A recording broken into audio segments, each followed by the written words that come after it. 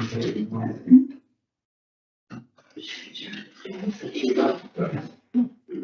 on the same spot, right? Yes. Just turn. Go.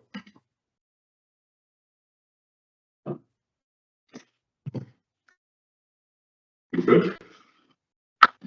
Evening, I'll call the meeting of the Southport Planning Board to order. Today is July 16th. We have a series of things on the agenda tonight. If you're viewing from home, if you go online, you can actually see those from home. We have a full board tonight.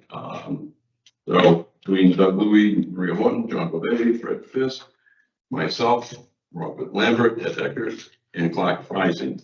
And I said that right? We're making progress. And our clerk tonight is Scott Balleron, who is always our clerk. Hopefully, he'll keeping us on the straight and narrow and keeping us in order without Robert's rules of order. Also, Momian and Wendell Biddle from the planning staff. And as always, we have Cheyenne Ketchum, who is bringing this to you, if you watch from home, advertisement free. And as well as the city clerk, Tori Davini, keeping another eye on this. So with that being said, meeting's been called to order. Ed, would you be so kind to do the invocation? Everybody who's able, please rise. And now we followed by the pledge of allegiance. Heavenly Father, thank you for bringing us together this evening and for the privilege of serving the people of Southport. We are grateful for this community, its rich history, and the opportunity to help shape its future. As we begin tonight's meeting, we ask for your wisdom. Your word tells us that if we ask for wisdom, you give it generously. So we ask for that you would help us, each of us, to think clearly, listen carefully, and approach every discussion with humility, respect, and an open mind. Your word also reminds us that there is wisdom in the counsel of many. Help us to value different perspectives, learn from one another, and work together in the spirit of unity as we make recommendations that will affect our community for generations to come. Lord, you also call us to seek the peace and prosperity of the city where we live. May our conversations and decisions help preserve what makes Southport so special while planning wisely for its future. Give us the discernment to balance growth with good stewardship so that our community continues to thrive. We also pray for our mayor, Board of Aldermen, city staff, fellow boards and committees, our first responders, and everyone who serves the city. Give them wisdom, strength, and protection as they faithfully serve our community each day. May everything we do tonight honor you, serve the people of Southport well, reflect integrity, fairness, and a genuine desire to do what is right. We ask all of this in the name of your Son, our Savior, Jesus Christ. Amen. Amen. I pledge allegiance to the flag of the United States of America and to the republic which stands one nation under God, indivisible, with liberty and justice for all. Thank you.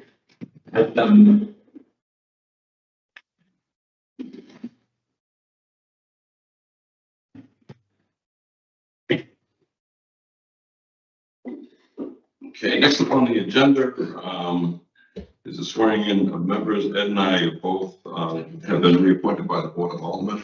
And as a reminder, this board makes recommendations to the Board of Aldermen. Board of Aldermen act on recommendations. So first up is Ed being sworn in for seat number 5, expiring in 3 years. Which I think you've been through how many interviews for this? I think this is the fourth time. Well, welcome back aboard. Thank you. Rich Biden? Yep. All right, you don't need to wait for the last time. I'll read it. Okay, so raise your right hand. I, Ed Eckert, do solemnly swear that I will support and maintain the Constitution and the laws of the United States, the Constitution and the laws of North Carolina, not inconsistent therewith, that I will faithfully discharge the duties of my office as a member of the Southport, North Carolina Planning Board. I swear. Would you sign it?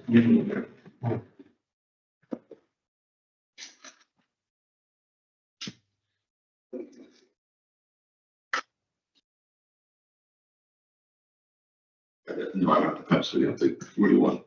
You can use this one. Yeah, let's go. Maybe we'll go. I have a nice red marker I can use on there if you want. If you can understand the word marker. Raise your right hand.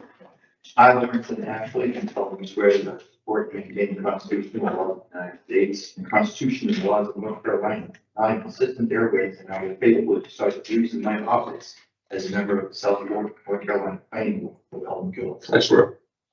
Thank you.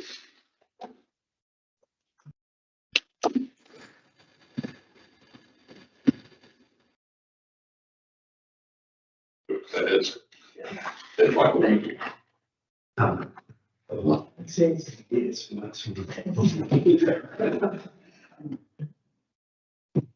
Thank you.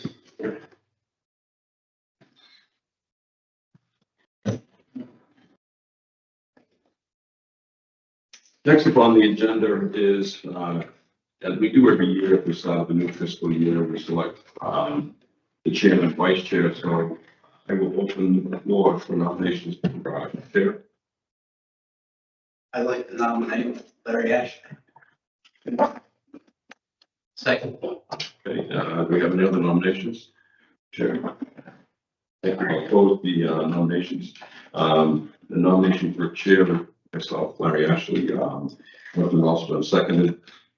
Do I need a separate motion on that or just that's the work? I think that'll work. Okay, so motion been made a second. Any further discussion? Hearing none, all in favor, signify by saying aye. Aye. Opposed, abstained, so the motion carries. Thank you all for your confidence in me. Next, I will open up the floor for nominations for vice chair. I nominate Fred Fisk. Second. Motion been made a second. We have any other nominations? Close the floor for nominations for vice chair. Motion has been made second to nominate to have Fred Fisk continue on as vice chair of the planning board. Do we have any further discussion? Hearing none, all in favor signify by saying aye. Aye. Opposed, abstained, so voted. The motion carries. Fred, thank you very much. Appreciate it. Ethics statement. If any members know of any conflict of interest or the appearance of a conflict of interest concerning matters on the agenda, please so state at this time. Done. Do I have a motion for the approval of tonight's agenda? Chair, I move that we approve tonight's agenda. Thank you. I'll second that. Thank you, Paul. Motion has been made second to approve tonight's agenda. Any further discussion? Hearing none, all in favor signify by saying aye. Opposed, abstained, so voted. Motion carries unanimously. Next up is approval of minutes, beginning on page 3 of your packet for June 18th. Do I have a motion on those, please? Absolutely. All right, page 24. We talked about what jurisdictions we referenced were the UDO, the data centers, and Sydney, Ohio should be replaced with Charlotte. It says Sydney. Oh, yeah, it's one under section 2, 1, 2, 3. Yeah, also page 24. Sorry, I. You're close. It's slow. So I'll take that as a, if you want to do a motion, subject to that modification.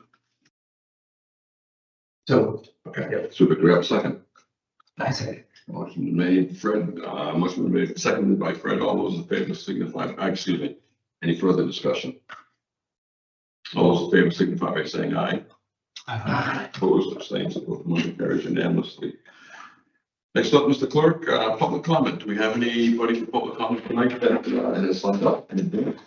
Yes, sir, you do. You've got 2 emails that came in. Has anybody signed up for the podium? No one has signed up for the podium tonight, sir. Great. I'll go ahead and read the first one from Miss Wendy Long, who resides at 310 Herring Drive. Her comment is, as a citizen of Southport for over 30 years, I feel even considering a data center within the city limits is ludicrous. We already have an aged out nuclear center and the nation's largest ammunition dump in our yard, so to speak. I ask the board to focus on strengthening our fine city and avoid adding items to take focus on what we need to focus on. Our infrastructure is in dire need of attention and updating. pause new houses and preserve what we have built out of love. Thank you for your time. Yeah. The second is from a Mr. William Nesbitt. His comment is, City of Southport, North Carolina, you are nuts to consider a data center anywhere within the city limits. Maybe you should visit one. This may be something for Brunswick County, but you'll destroy the small town vibe if you move forward with something like this. It is not the benign entity that make it out to be. Thanks. And what was the initial number? I believe he is a business owner here in town. Is there any address at all? I didn't look it up. Okay. All right, great. Any others? That is it, sir. Very much. I have nothing for old business or new business. Oh, you were up. DMA 2603 map amendment 1501 Elm Street. This is a nice 2 steps backward, 1 step forward. Soon. Correct. And this is on page 32 of your packet tonight.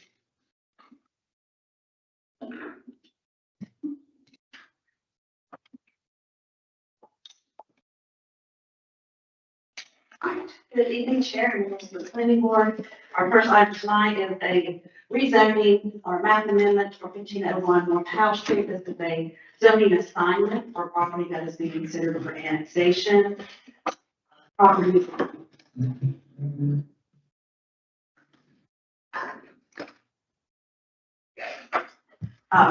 Currently, the county zoning is within the county of our former ETJ area. It is commercial low density and requires additional zoning from the county.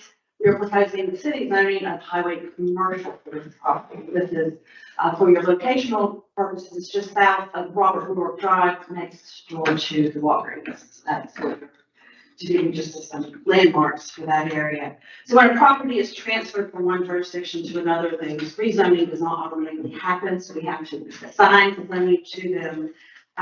And we have 60 days to assign zoning. And if that's not accomplished, then there is no zoning on that property, and it's a free-for-all. So to avoid the situation where properties may miss this deadline, statutes allow the adoption of zoning to occur concurrently with annexation or transfer of property. And in this case, it is an annexation notice, so petition for annexation at the last Board of Alderman meeting. There will be a public hearing for consideration of that annexation at the August Board of Alderman meeting. So with this request, hopefully we can get this public hearing off at the August Board of Alderman meeting, so that they can get approved and the zoning to take place to the annexation. Doing all very well with everything. The property was previously zoned highway commercial, and we had our extraterritorial jurisdiction. And if the ETJ were still in place, we wouldn't be here today because it would already be zoned for the city zoning ordinance. The highway commercial zoning district is established for commercial uses that are not suitable to be adjacent to residential properties and include larger scale auto-oriented businesses. The minimum lot size is 10,000 square feet with a required 25-foot front yard, a 20-foot rear yard, and 8-foot side setbacks. The maximum height for highway commercial is 40 feet. The property is approximately 1.14 acres in size, and there's an existing building on site that is approximately 6,800 square feet. The assignment or the consideration of assignment to highway commercial does not create a nonconformity for the use or any use. Right now, it's the vacant use or the structure that is existing there. One other consideration, the planning board as well as the Board of Aldermen need to consider the comprehensive plan and the future land use map when considering rezonings or zoning assignments, and then provide a consistency statement with the recommendation. The subject property is classified as gateway to the future land use map. This future land use map identifies the character areas throughout the city based on the predominant land uses and characteristics of the vicinity. The land use classifications for the future land use map are not prescriptive and they are not tied to zoning themselves. It's more kind of the big picture of what we would like to be in the future. our future map. So the gateway character, as described in the plan, is classified by medium-sized buildings that include retail, restaurants, and offices with square footages of less than 30,000 square feet and a maximum height of 40 feet. So that would be consistent with that. So when considering the conventional zoning, the existing or proposed future land uses that were going to be proposed or considered later down the road cannot be considered at the time of the point of assignment or zoning change. You have to take a look at all of the permitted uses for highway commercial with the existing uses of the abutting properties. And we have looked at the existing uses, the uses that are proposed in highway commercial, and find that due to those uses and the consistency with the land use plan, we are recommending that the planning board recommend approval of the zoning plan of highway commercial for the property at 1501 North Taft Street to the Board of Aldermen. Open it up to the floor for questions. Question, Mr. Chair. Absolutely. Well, did you all consider the business district as a zoning option? We did not consider business district. If the applicant requested highway commercial, and since it had previously been highway commercial and the intensity uses around it, we kept that highway commercial. Mr. Chair, Yes, please. I echo Doug's comments. I like the gateway definition, and when I think about gateway to the business district, because there are a number of new stores opening on the other side of All in Bloom. I also think about the future related to 2050 and the vision. Highway commercial allows a more industrial type complex to squeeze in between the hotel and Walgreens, if I'm thinking about the property correctly. And so I would be more inclined to rezone it as business district versus highway commercial, just because there are businesses around it. And I don't believe that hotels are considered highway. They might be in a highway commercial area, but I don't really think of them in the same way as I do the cement factory across the street.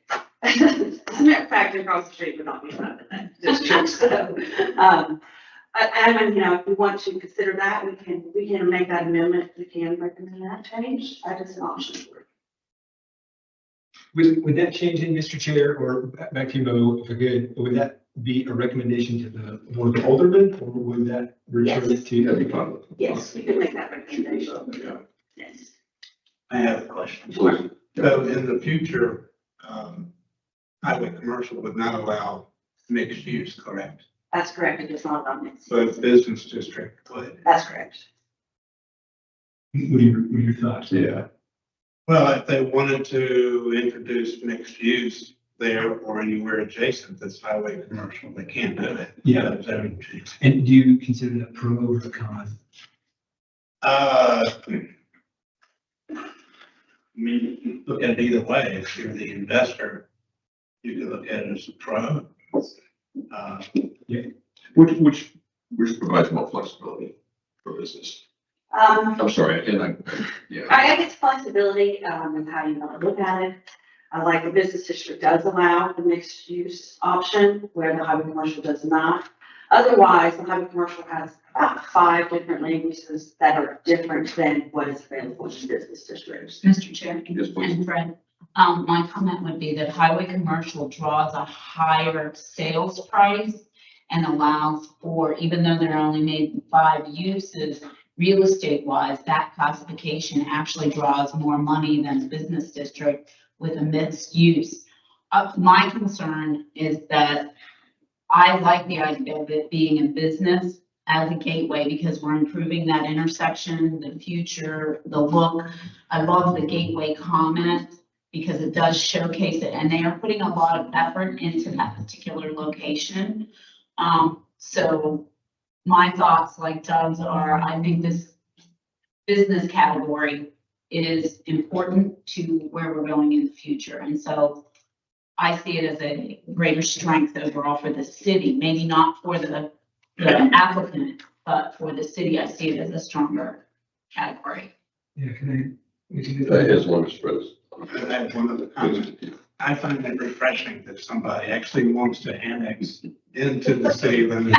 Say that I'm being the value there to promote their business as in Southport. Well said. If I can just jump ahead a second, is that because our planning services and building department is much more flexible and available for business owners and anybody that's looking to develop as opposed to the county? That's what I've heard, but Okay, I don't have confirmation. so it's, okay. Yeah. I'm trying to say that nicely. I'll say it directly. So it's very much, it's much easier to be in Southport than it is to be not in Southport when it comes to business development. Okay, thank you. So a couple thoughts, stringing along with this idea is, one, the business district is more restrictive, in my opinion, than highway commercial. And so there's a whole list of things that, that are prohibited in the business district. Here's a couple that caught my attention. Can't put a jail in a business district, can't put a kennel in a business district, can't put an industrial laundry in a business district. And now I'm going to segue from that, Carl, over to the discussion we had. I think it was last month when we were deciding about the rezoning behind the Maverick. Okay. There, to me, when I looked at the geometry of the rezoning, it's like, you know what, just let that go. We're not going to get that back. It might have been pastoral at one time, but we're not going to get that back from the business, from the highway commercial. This one, when I drive into Southport, I think probably the very first time I drove into Southport, it was one of those, oh, interesting. It's something just happened at the stoplight. And it looks like these used to be residences, but now they've been turned into businesses. That's pretty cool to keep this thriving. For me, almost the other side of that coin of the discussion we had last month was, if we make it highway commercial, we're sort of letting the less restrictive opportunities come a little bit closer to the residences, or what I think is more characteristic Southport. If we elect for, or like the recommended business district, then we can at some point, and you said it interestingly, Fred, thank you, is at least there's opportunity for mixed use at some point. So those are I think my big thoughts on this issue. The side of the table. I guess question for Mo. This lot, this site is essentially surrounded by parking lot. Yes. So, and you can actually see they've coated the asphalt, I guess, to their property line. So it's kind of sticking right out there that there's pavement all the way around the site.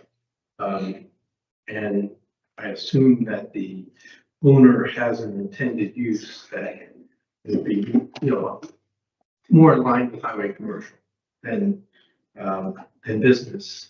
And again, we talk about mixed use and things like that, but again, this is an island surrounded by a parking lot. So I guess this is different than other sites that might be more isolated from their neighbors. It's just an observation. And so, John, is that a good thing or a bad thing or just a thing? I think it's just a thing. I mean, I think it's an unusual situation, right? Maybe more unusual than someone annexing back into Southport even. It sort of will blend into the parking lots around, I would think. And if we were to try to zone this as a standalone or a separate use, it would still be a building surrounded by parking. Current state. Yeah. I like this comment. I'm a big fan of finding rental properties, low cost properties for housing, especially if they're further into towns, golf cart or other means of transportation are available. However, looking at this building, we've been driving past it for years. It's been basically abandoned as a commercial center. They are in working on it right now. They have the doors off and there are people in working. I saw material piled in. They clearly have a plan in the current structure. And so I don't know that the availability of mixed use is really there at this time. If they were going to tear it down, totally redevelop it, that I think that'd be very much in line. That's a great idea. At least give them the opportunity and encourage them to look at that opportunity. Having seen where they are working, It's nice to see something going on there. It does look like they're kind of use the four walls of the current structure, so I don't know there's really an opportunity for it at this time, at least. So what are your thoughts, business development or re-commercial? It's not to put you on the spot, but do you see either one? I'd say it's an either or. I'd certainly, every chance we can to encourage people to put in some apartments and provide some level of Southport affordable housing. I'm a big fan. We just don't have enough stock. And while it's not a stated goal in the 2050 plan, you do with the notes leading up to it, it had to have been one of the leading comments that we just don't have enough stock and we need to protect what we've got. So I do think that there's a chance to encourage a business owner that they're looking to redevelop a property, to redevelop it with some mixed use housing or something. That's great. Having gone by and watched them, materials inside the building and they're working inside the four walls, I don't think they intend to redevelop this other than to repurpose the current structure. Yes, I think so. And you both made great comments about what we see right now and probably what will last for a decade, but man, who knows after that? And my concerns if we go highway commercial is we just made it harder to ever go back. I think if we made it a business district, then we made it sort of easier for somebody to come in, rip that parking lot up, raise the building, and put in mixed use functionality. And I mean, there's a significant amount of land there that you could do stuff with. It is right at the border. If you go back to the zoning map, the current zoning map, I mean, you can call the edge up against it pink or you can call the edge up against it red. They're correct. As far as for ours, it exists. Lots.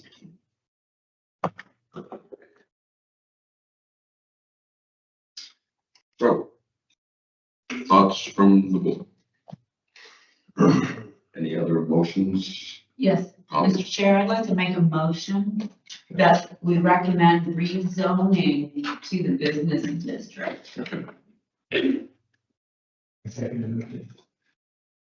been made by Maria, seconded by Doug to zone that location as business district. Did I get that right? Yes. Okay. Motion's been made and seconded. Any further discussion? I have a question from, Okay. has the applicant indicated, any desires or anything? I mean, it's admirable that they want to be in Southport where their tax base is tremendous. I'm just curious, if, to me, that's the most important thing is to have them come into the city limits. The zoning is, arbitrary at this point. To me, do you see it in any way if we were only going to recommend it to the alderman to be business district? Is that a negative in the applicants? The only difference would be if they ever wanted to do a larger retail space there, major retail is anything over 5,000 square feet, and it is not allowed in the business district. So that's. Can you remind us currently of the square footage? Square footage of the building is 6,800 square feet right now. And they are using all of that for business? I don't know. Okay. And we also I can't bring forward anything that they may want to do in the future, so. So in looking at a major business being 5,000 square feet, are we misapplying the zoning, giving that, even though we're looking at it from the 2050 vision of bringing business to the city and growth? Not growth, wrong word, but. Well, I think that one thing to consider about the Gateway area is it's going to take a lot. I mean, those properties are very urban, it's a concrete jungle right there. So they're going to have to be things like a wholesale zoning or some sort of design standard or something that is going to have to be applied to that area. So I don't know if the use necessarily will change that, because it's really more design standards and making it the feeling you get when you come in. Yes, you know, we don't want to have a concrete plant there, but, so that's just something to think about. I just have a concern that if the work they're doing right now is to turn that into a singular business, they immediately be outside the zoning, in violation of the zoning. Say that again? Well, so 5,000 square foot is a major business, and they're a 6,800 square foot building. If they are turning that into a business, which would be the purpose. Do they count office space? Well, that's the thing, it would have to be, if they are going to be separated, and like I said, I don't know, but if they were using a portion of it for a different use and then another portion for. That's what I'm saying, is if their intention is to make that a singular business, potentially in violation of their zoning on day one. Yeah, but this would be non-conforming, rather the gate. If you actually zone something as a non-conforming entity, you own the gate. What about conditional zoning? That'd be a whole nother. So we've been looking at conditional zoning for a number of items, including waterway project, everything else.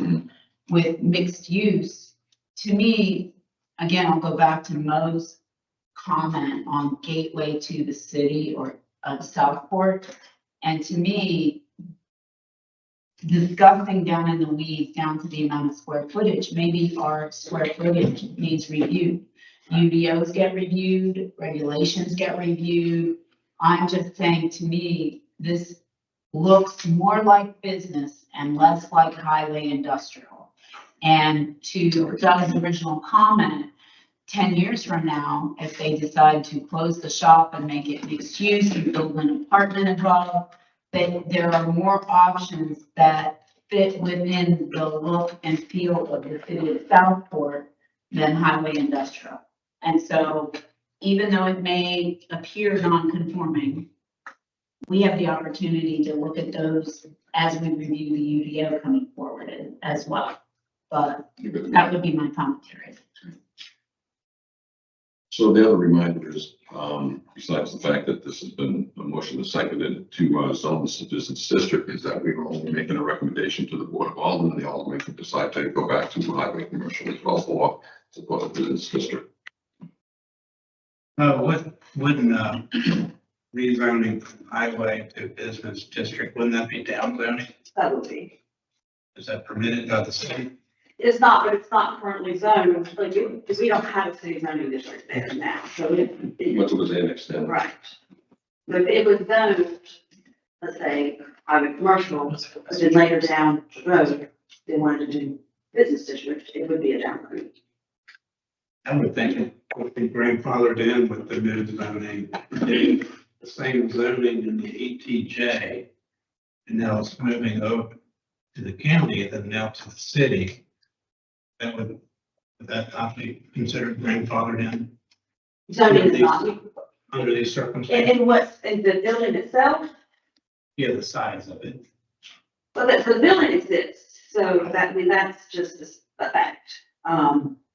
We do have our non-conformity clauses that say that they can still remain, the structure can still remain a structure and be used until any change of 50% or more of the value, or it's removed, or it's changed completely, or raised rather, demolished.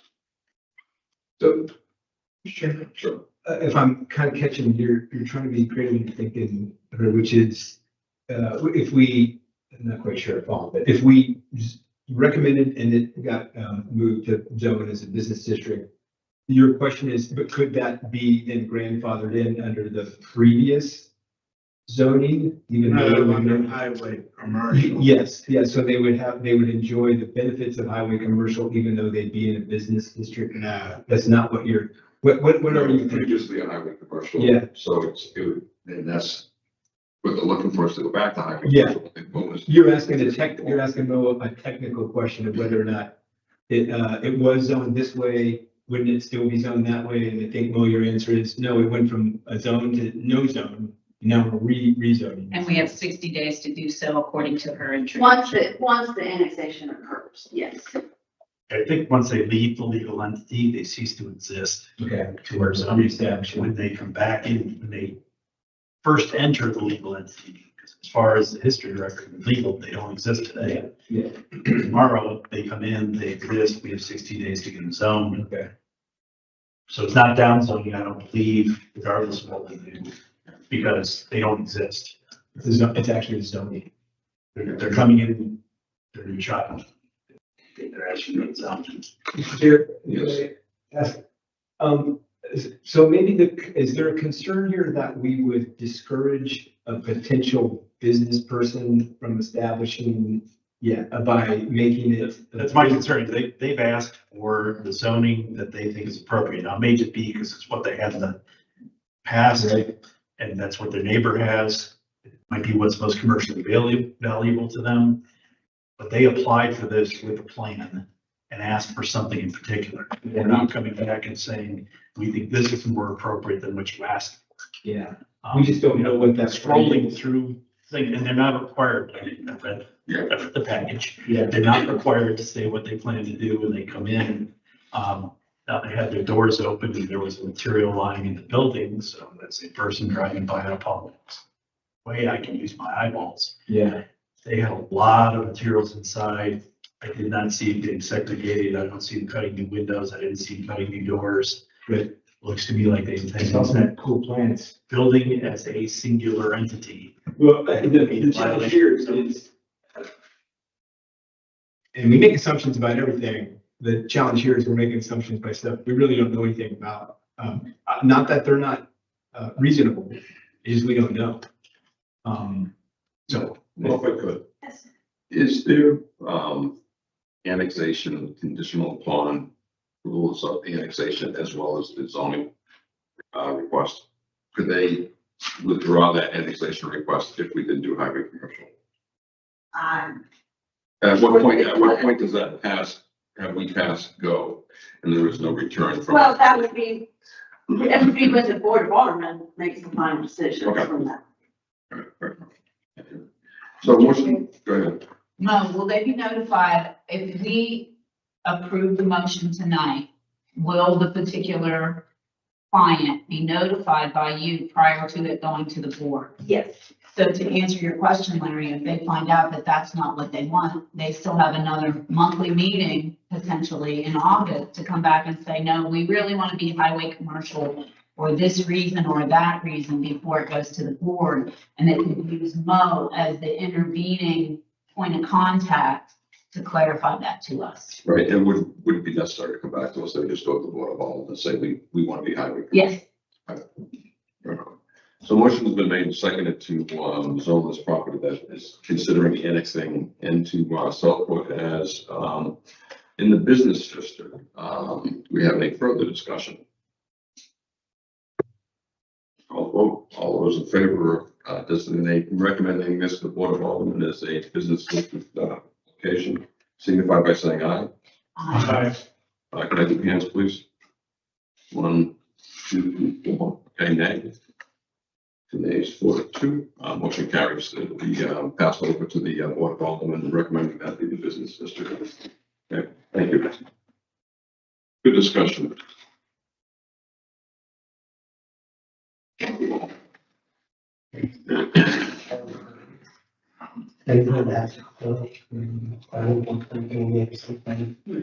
up on the agenda on page 52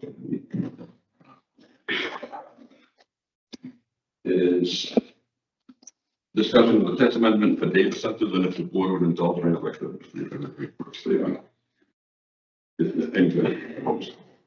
So one of the roles of the planning board is to make recommendations to the Board of Aldermen on unified development ordinances, also known as UDOs. Sometimes these changes are straightforward. Other times they reflect a change in society and new industries. Data centers are one of those new industries, just as we did with vape shops a few months ago. In recommending any modifications, we must follow Southport's unified development ordinances as approved by the Board of Aldermen, as well as North Carolina statute 160D, along with other North Carolina laws. This is done without emotion or regard to our personal feelings. This ensures that every applicant is heard, treated fairly, treated equally, and transparently. This is what is expected of any government body, not just in Southport. Tonight, you'll hear more about data centers. I've learned more about data centers. They've all learned more about data centers. Tackling this issue was first proposed last fall on the list of potential UDO work that was submitted to the Board of Aldermen. So this discussion is not new. However, it was I that brought it up again and asked that we develop stringent guidance should any data center want to locate in Southport. Let me be clear, I own this. I absolutely own this. This is not staff. I asked that to be brought back up again. So if anybody wants to throw slings and arrows, whatever they want to do, throw them at me. I think it's proper and actually the right way to do zoning and not waiting for something to come in when it's too late.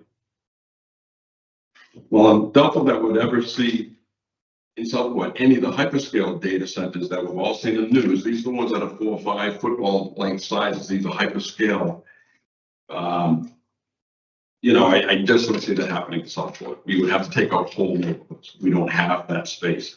However, the industry has become developing smaller, decentralized facilities that will bring with them the same consumer. Well, I'm unaware of any proposals. Just saying no, hoping that one never comes to Southport, just isn't a good plan. Being proactive is. Instead, tonight, we may hear discussion about closed loop systems, power sources, backup generators, noise, lighting, location, setbacks, and so on, and maybe even the word moratorium. All with an eye towards protecting the community of Southport, both our citizens and our businesses. As with any zoning issue, trying to create controls once an application is made is not only too late, it'll be a lot more than $1 short in my book.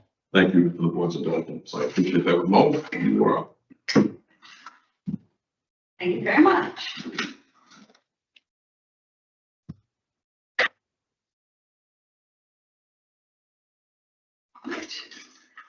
Good evening again. So this proposal before you is language to incorporate a new land use into the table of uses for the Unified Development Ordinance and UDO to table 3.1.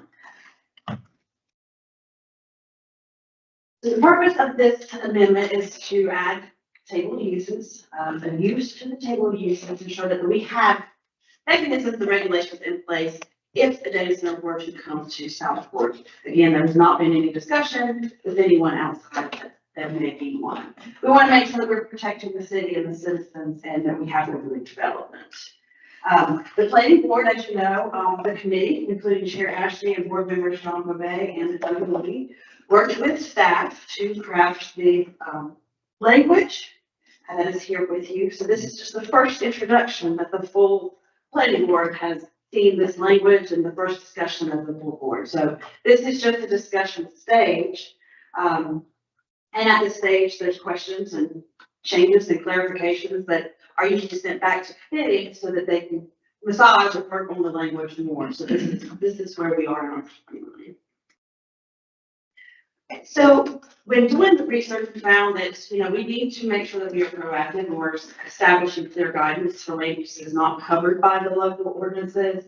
There are the increasing need for data centers. So we want to make sure that we are protecting ourselves the best we can for any type of development that may come through.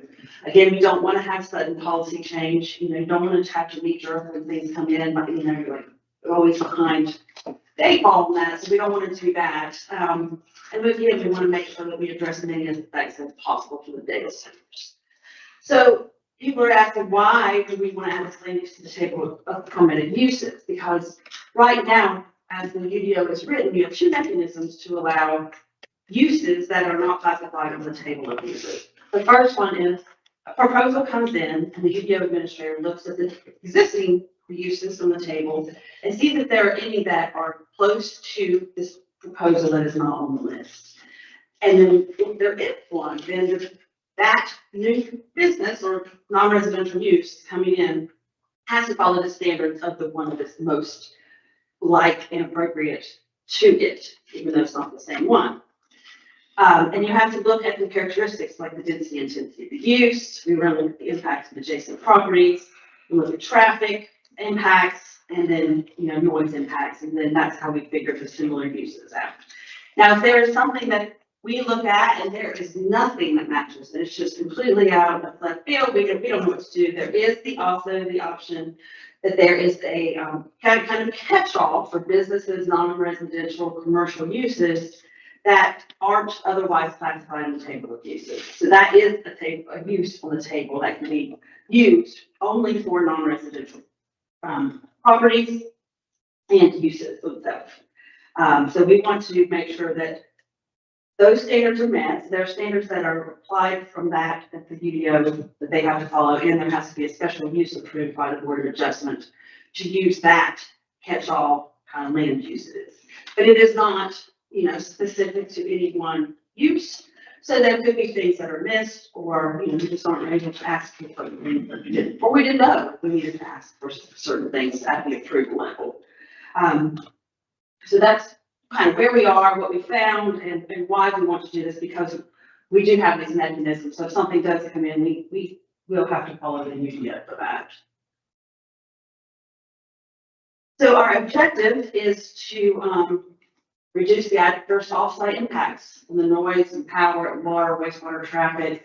We want to protect our established neighborhoods, preserve the reasonable use of nearby properties, protect our community facilities and infrastructure. And we've heard that a lot, that our infrastructure is older, and we need to make sure that we have what we need for our citizens before any large type of development come in.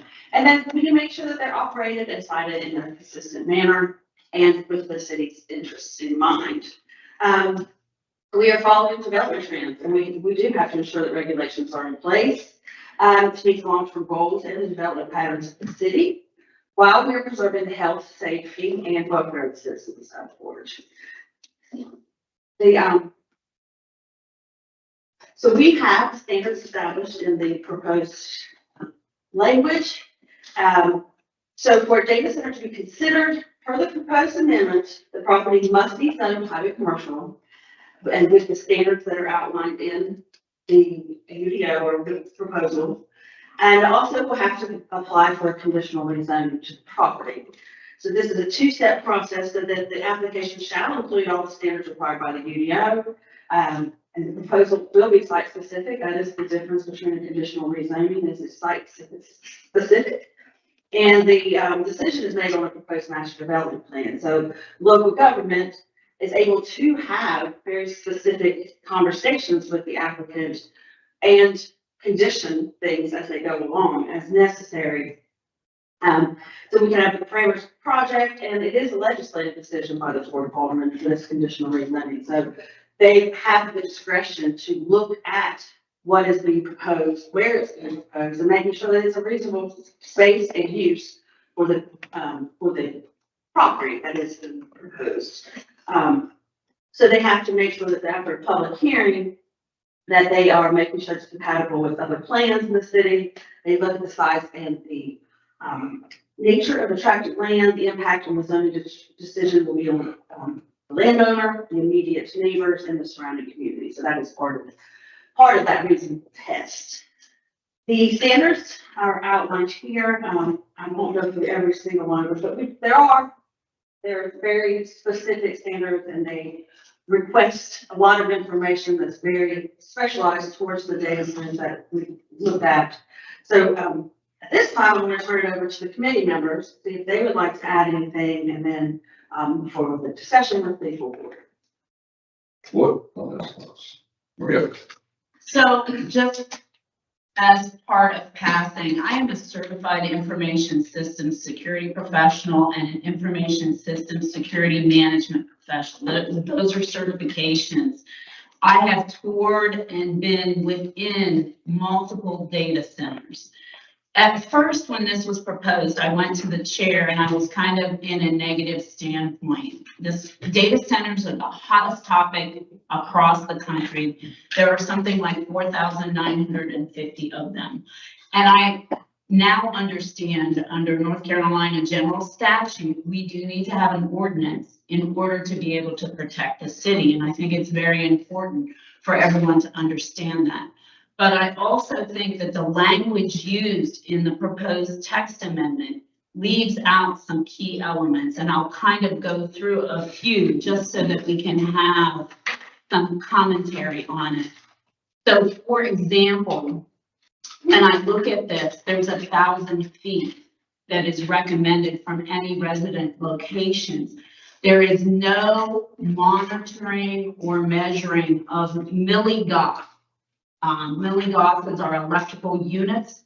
They've been, over the last 20 to 30 years, associated with childhood leukemia. They've also been associated with cancer. I think in order to make an intelligent decision on the UDO, we need to either encourage enforcement with a monitor, or we need to extend our footage, because currently, and I would suggest that people look at ehsciences.org. It's related to all of the electronic issues of data centers and electromagnetic frequencies. So you almost have to be an IEEE kind of person to do this stuff, and it's painful when you read it. But the milligauss in a data center can be measured, but if that data center grows and is running at full steam, then you're going to have a higher milligauss that's related to it. So you have to look at it running full time at night while people are sleeping. I would recommend we look at how we do that monitoring. This is especially important when we have universal power supply systems and testing on a monthly basis for that backup and the generation that occurs with it. Those are areas that I'm concerned about. I'm also concerned that we should have an evaluation or commentary from our electrical provider. We have gone underground to protect from hurricanes, but what happens is there's a disharmonic threat to our electricity, and that within 10 miles, there may be, essentially it's called dirty electricity. Within, it may range all the way up to 50 miles, depending on how big the data center is, how many times it runs 24/7. So again, we need, in my opinion, we need input from the electrical provider, their infrastructure. What happens with dirty electricity is that when you have the peaks and flows, you end up hurting your refrigerator, your appliances, you have outages related to the things that are going on. So in relationship to all this, we're hurting our residents if they have dirty electricity and they're not being provided for. So I would recommend we go back in here. It states, to the extent practical, we want to propose on-site power. I don't think that's the issue. I think the issue is the implications and the result of running that data center as we go forward. So that's one of the things that is concerning to me. The other is WJAL-TV out of, I can't remember if it's Spotsylvania County or Culpeper County, Virginia, where they have multiple data centers. It takes 6,300 square feet of solar panels for them to be able to generate insufficient energy for a data center. I don't think the solar panels on the roof should be recommended. I think that should be left to the data center owner. And I'm giving you these sites because I think the Board of Aldermen, I think the Planning Board should look at each of these elements as we go through for the UDO text. And if I have something else, I'll think about it. Maybe I'll have something else to say, but those are the biggies off the cuff from looking at this. Good comments. Thank you. Sure. Yes, sir. Yeah, I similarly, a little bit better. And so one of the things we also want to be aware of is that crypto mining facilities are systems of the data center. And in fact, there's some definitions there are the same thing. So I think we want to wrap potential for crypto mining facility in the definition explicitly. They can be much smaller in size, and yet just as troublesome to the area. They may be more appropriate and more likely thing to be coming. We want to be thinking about how to do that. I agree very much with Maria. We want to make or look at how we make a requirement for basically an environmental monitor. It is common in construction that a company is required to put an environmental monitoring company on. They measure that they're doing the stormwater right, they're doing all those things right while construction is occurring. It is not unusual for a business to have an environmental monitor to show that they are compliant with a permit During construction or after, during operation. during operation? And in fact, it's a way to make sure a third party is measuring what is magnetic fields, what is the actual voltage and amperage coming in and out of the facility. Because, if you start getting power coming out of the facility and then with some unusual things happening in your grid, not all good. Clark, may I interrupt you for 1 second? There's also a monitor in place for data centers post-operation. They look at the milligauss for the protection of health, again, the cancers, potential dementia. We already have an older population. If we look at that, this particular conditional zoning may require monitoring that they never exceed 10 milligauss or 20 milligauss, but we need to look at the standards.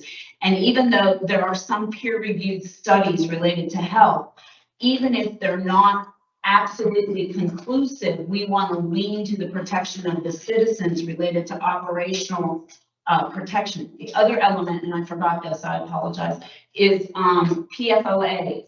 In some of the waters, in addition to having the electrical company looking at what our standards are and providing guidelines, we may want to look at, I don't know if it would be CAMA or DEQ, North Carolina DEQ related to the waters, because in the water requirements for a data center, and oftentimes when they disperse it, because it's gone through all of the servers of a data center, they may have PFOAs that are being dumped into the waterway.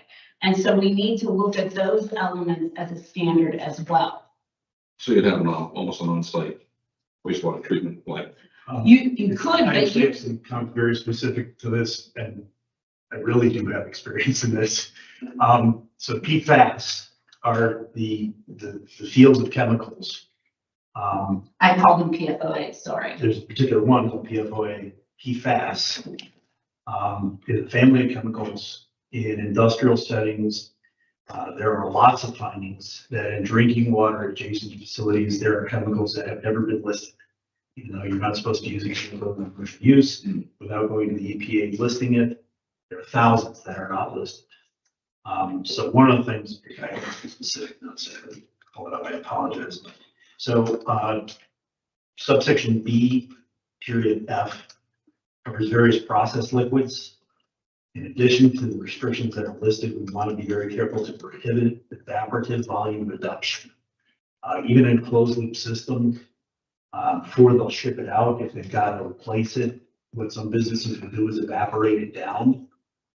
If you've been next to a plant that does this for a living, PFAS doesn't break down in that process. Instead, it gets distributed.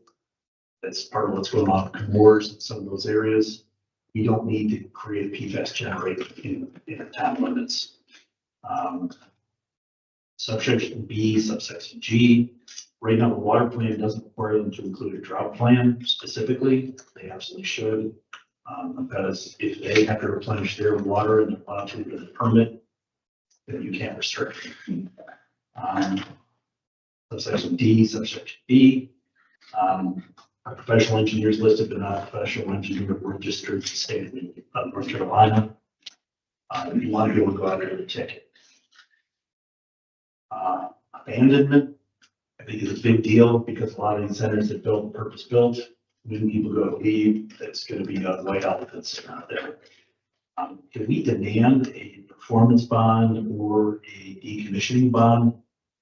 It's common in mines and some other businesses that on the day you open, you have to put a bond on the table showing that you can responsibly close.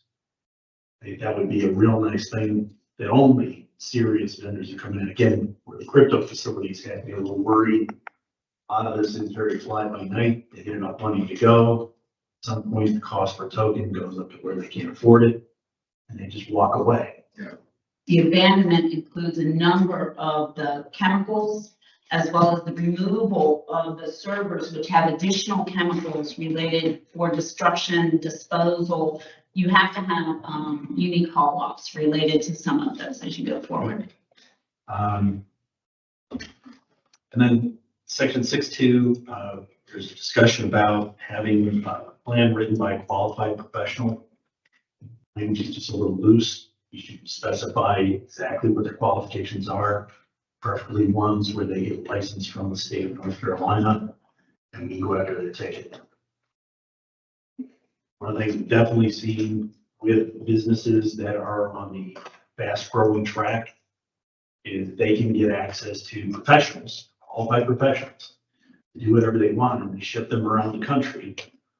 And when their plans don't go the way they're supposed to, and they can't be monitored or whatever, you can't do anything about it because they're not licensed in your state. You can't go after the ticket. So I think that's one of the things we really do want to think about.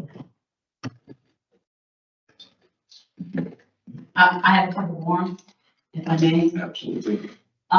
Minor items were loose language, like you can't have a customer center. Most data centers are run with a security suite. They interview and bring customers in to visit those sites. They don't have on-site retail space, but they typically will have someone monitoring. So the language doesn't exactly fit how a data center works. So the opening line, I think, is that they can't have any customers come to visit, or I have to find it again, I'm sorry. Retail. Yeah, Walking customer service operations. Yeah. But that's walking customer service operations. That's not saying you can't have customers. It's just saying you can't have customers suddenly show up uninvited that you're gonna buy things. and if they were a true data center, they wouldn't. You have no idea how many IDs you have to put, plus a record, and whatever else that you're getting into. To Clark's point, whether it's crypto or serious cloud security apps, but there are customers that are on site related to that. Now, the opposite of that, Maria, is we're trying to prevent a quasi data center from masquerading as a giant Radio Shack. Oh, Right, absolutely. so we can't be too fine there. Yeah, so there's one of the comments I want to make up front, because I absolutely think it's essential that we do this. Because if you were a crypto mining facility, you could look at our current table of authorized uses, and you could claim 2 or 3 of them. And I think we have a hard legal time in saying that they don't match close enough. So if there isn't a definition that absolutely snares them in, they can go to these softer definitions. So I think it's essential that we get this done. So crypto mining is in the definition of data center. I apologize. Well, it's a long definition, so. Okay, but I apologize. I don't know that. I think we need some guidance or instruction here, Chair, related to, can we look at what is already drafted and send it back for review and updates and have it be pending so it protects us related to anybody who might come in the gap? I'm not the CZO, but I don't think having anything pending counts until it's been approved. Okay, Yeah, I know there are some states that allow you that once you start the ball, right. it locks you in, but North Carolina is not one of those states. The other issues, I have to go back and look specifically at the outdoor security, the height of the lights. Most of these data centers usually have a security fence surrounding the building so that you don't have someone coming on site to kind of ruin the universal power supply, the other capabilities that are required for the data center. So there is a fencing requirement in almost all of those cases. Other comments? One of the things that we're looking at is, I know there's a lot of attention on the hyper centers. What are they gonna look like 5 years from now? The equipment that was put into a data center 5 years ago is obsolete twice over, right? So the equipment's getting smaller, tighter packed, data centers are getting smaller. We need to look ahead as well as behind, just to make sure that, we're trying to think ahead to see what a data center will look like. Then I would recommend you also consider the small mini nuclear energy characterizations that are out there, and I have the name incorrect, but they've taken nuclear energy as a point and shrunk it down to be able to feed some of these, and I don't see any guidelines related to that. We have Yeah, plenty. That's a small modular reactor. Yeah. And that's Department of Energy. That's way out of our. It is, but if you're gonna write the UDO text in general, Yeah, and I'm also brought up on those, and I understand they're at least 5 years away from even going mainstream. they have a couple mainstream, but there are a couple that are operational. Yeah. And, uh, These are great. But a couple thoughts is, number one, kudos to you and the Moen team and for getting us focused on this issue. I'm not sure, I think we've all had a chance to talk, but several months ago, when the chair and I just happened to be talking, he brought this issue up and I was thinking, hey, there's probably it strikes me there's more urgent stuff that we should be spending our time on. But hold on, we can get a little bit smarter on this. And when I did, all that did is kind of alarm me that maybe we were not just staying ahead, we were actually getting a little bit behind. And so what we're doing here, I think, is a great idea to protect Southport, because it will take something that is in sort of a semi or maybe full blind spot and kind of move it up into some place that we can look at it and manage it if it should ever happen. And maybe it won't ever happen, but it should happen. We've now got it in our front headlights. So thank you for that. Thank you for keeping us focused. The comments that are being shared right now indicate to me that as much goodness as we've done, there's lots of other goodness that probably needs to be captured. And one thing I think we've discovered in the subcommittee is, holy cow, this is a very complex issue. And if we want to manage it, regulate it, whatever the right verb is, well, we need to get smarter. And to do that, we need more time. So, Chair, what ideas do we have, and what tools does the UDO and the democratic process here in Southport provide us to not have something in our blind spot and stay protected while we figure this thing out? So you've got three options. You could approve this as written, or recommend approval to the Board of Aldermen. They can then pick it back, approve it themselves. The other is, it could be kicked back to the subcommittee for additional work. The downside to doing that is that it opens up the door. It doesn't protect. Southport will continue to be unprotected. And the third option is to do or request the Board of Aldermen to do a moratorium up to at least a year, so that this board, perhaps with other expertise, could further develop these guidelines. And that's, if someone were to ask me what I think we should do, I think we should go towards a moratorium, ask the Board of Aldermen to do that, and do it up to at least a year. But just recognize that you can't just throw a blanket, hey, we're putting this on pause and we're not going to do anything. You actually have to have the reasons why. It has to be very thorough on that. There's a lot of work to be done with this and to protect the public good, if you will. And there's also standards, timelines. You can't just say, and then on day 364 going, we need more time because we haven't done anything. You actually have to show some movement along the way with this. So if I personally would entertain a motion, or as chair, would entertain a motion that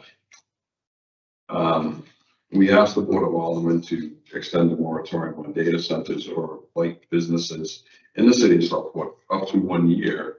We'll leave it up to the Board of Aldermen and council and city staff on how to best word that. And at the same time, go back and continue doing work on this. I think this isn't just a 3-committee subcommittee. This is going to take the whole eventually. So not only will we have subcommittee meetings, I do think we need to have working meetings with the full board as well.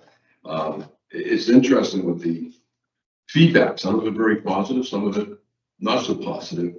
But, there's been some really good people out there that have reached out to us and said, hey, have you considered this? Have you looked at that? Did you know that there was one gentleman, and I think I mentioned it during our subcommittee meeting, that he said they're looking at a hyperscale data center near them that's going to require over 130 diesel generators as backup power supply.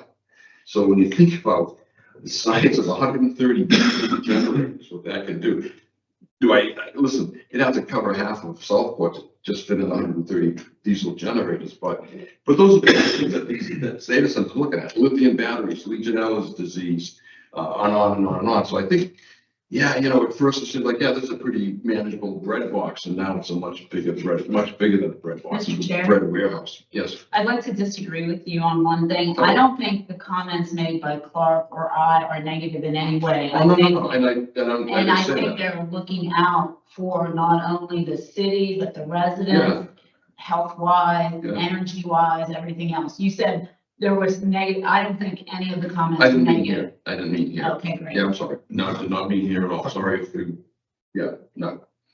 But, Question, because I'm learning about Dillon Rural Estates. In a Dillon Rural Estate, can a local entity put out a moratorium against the land use?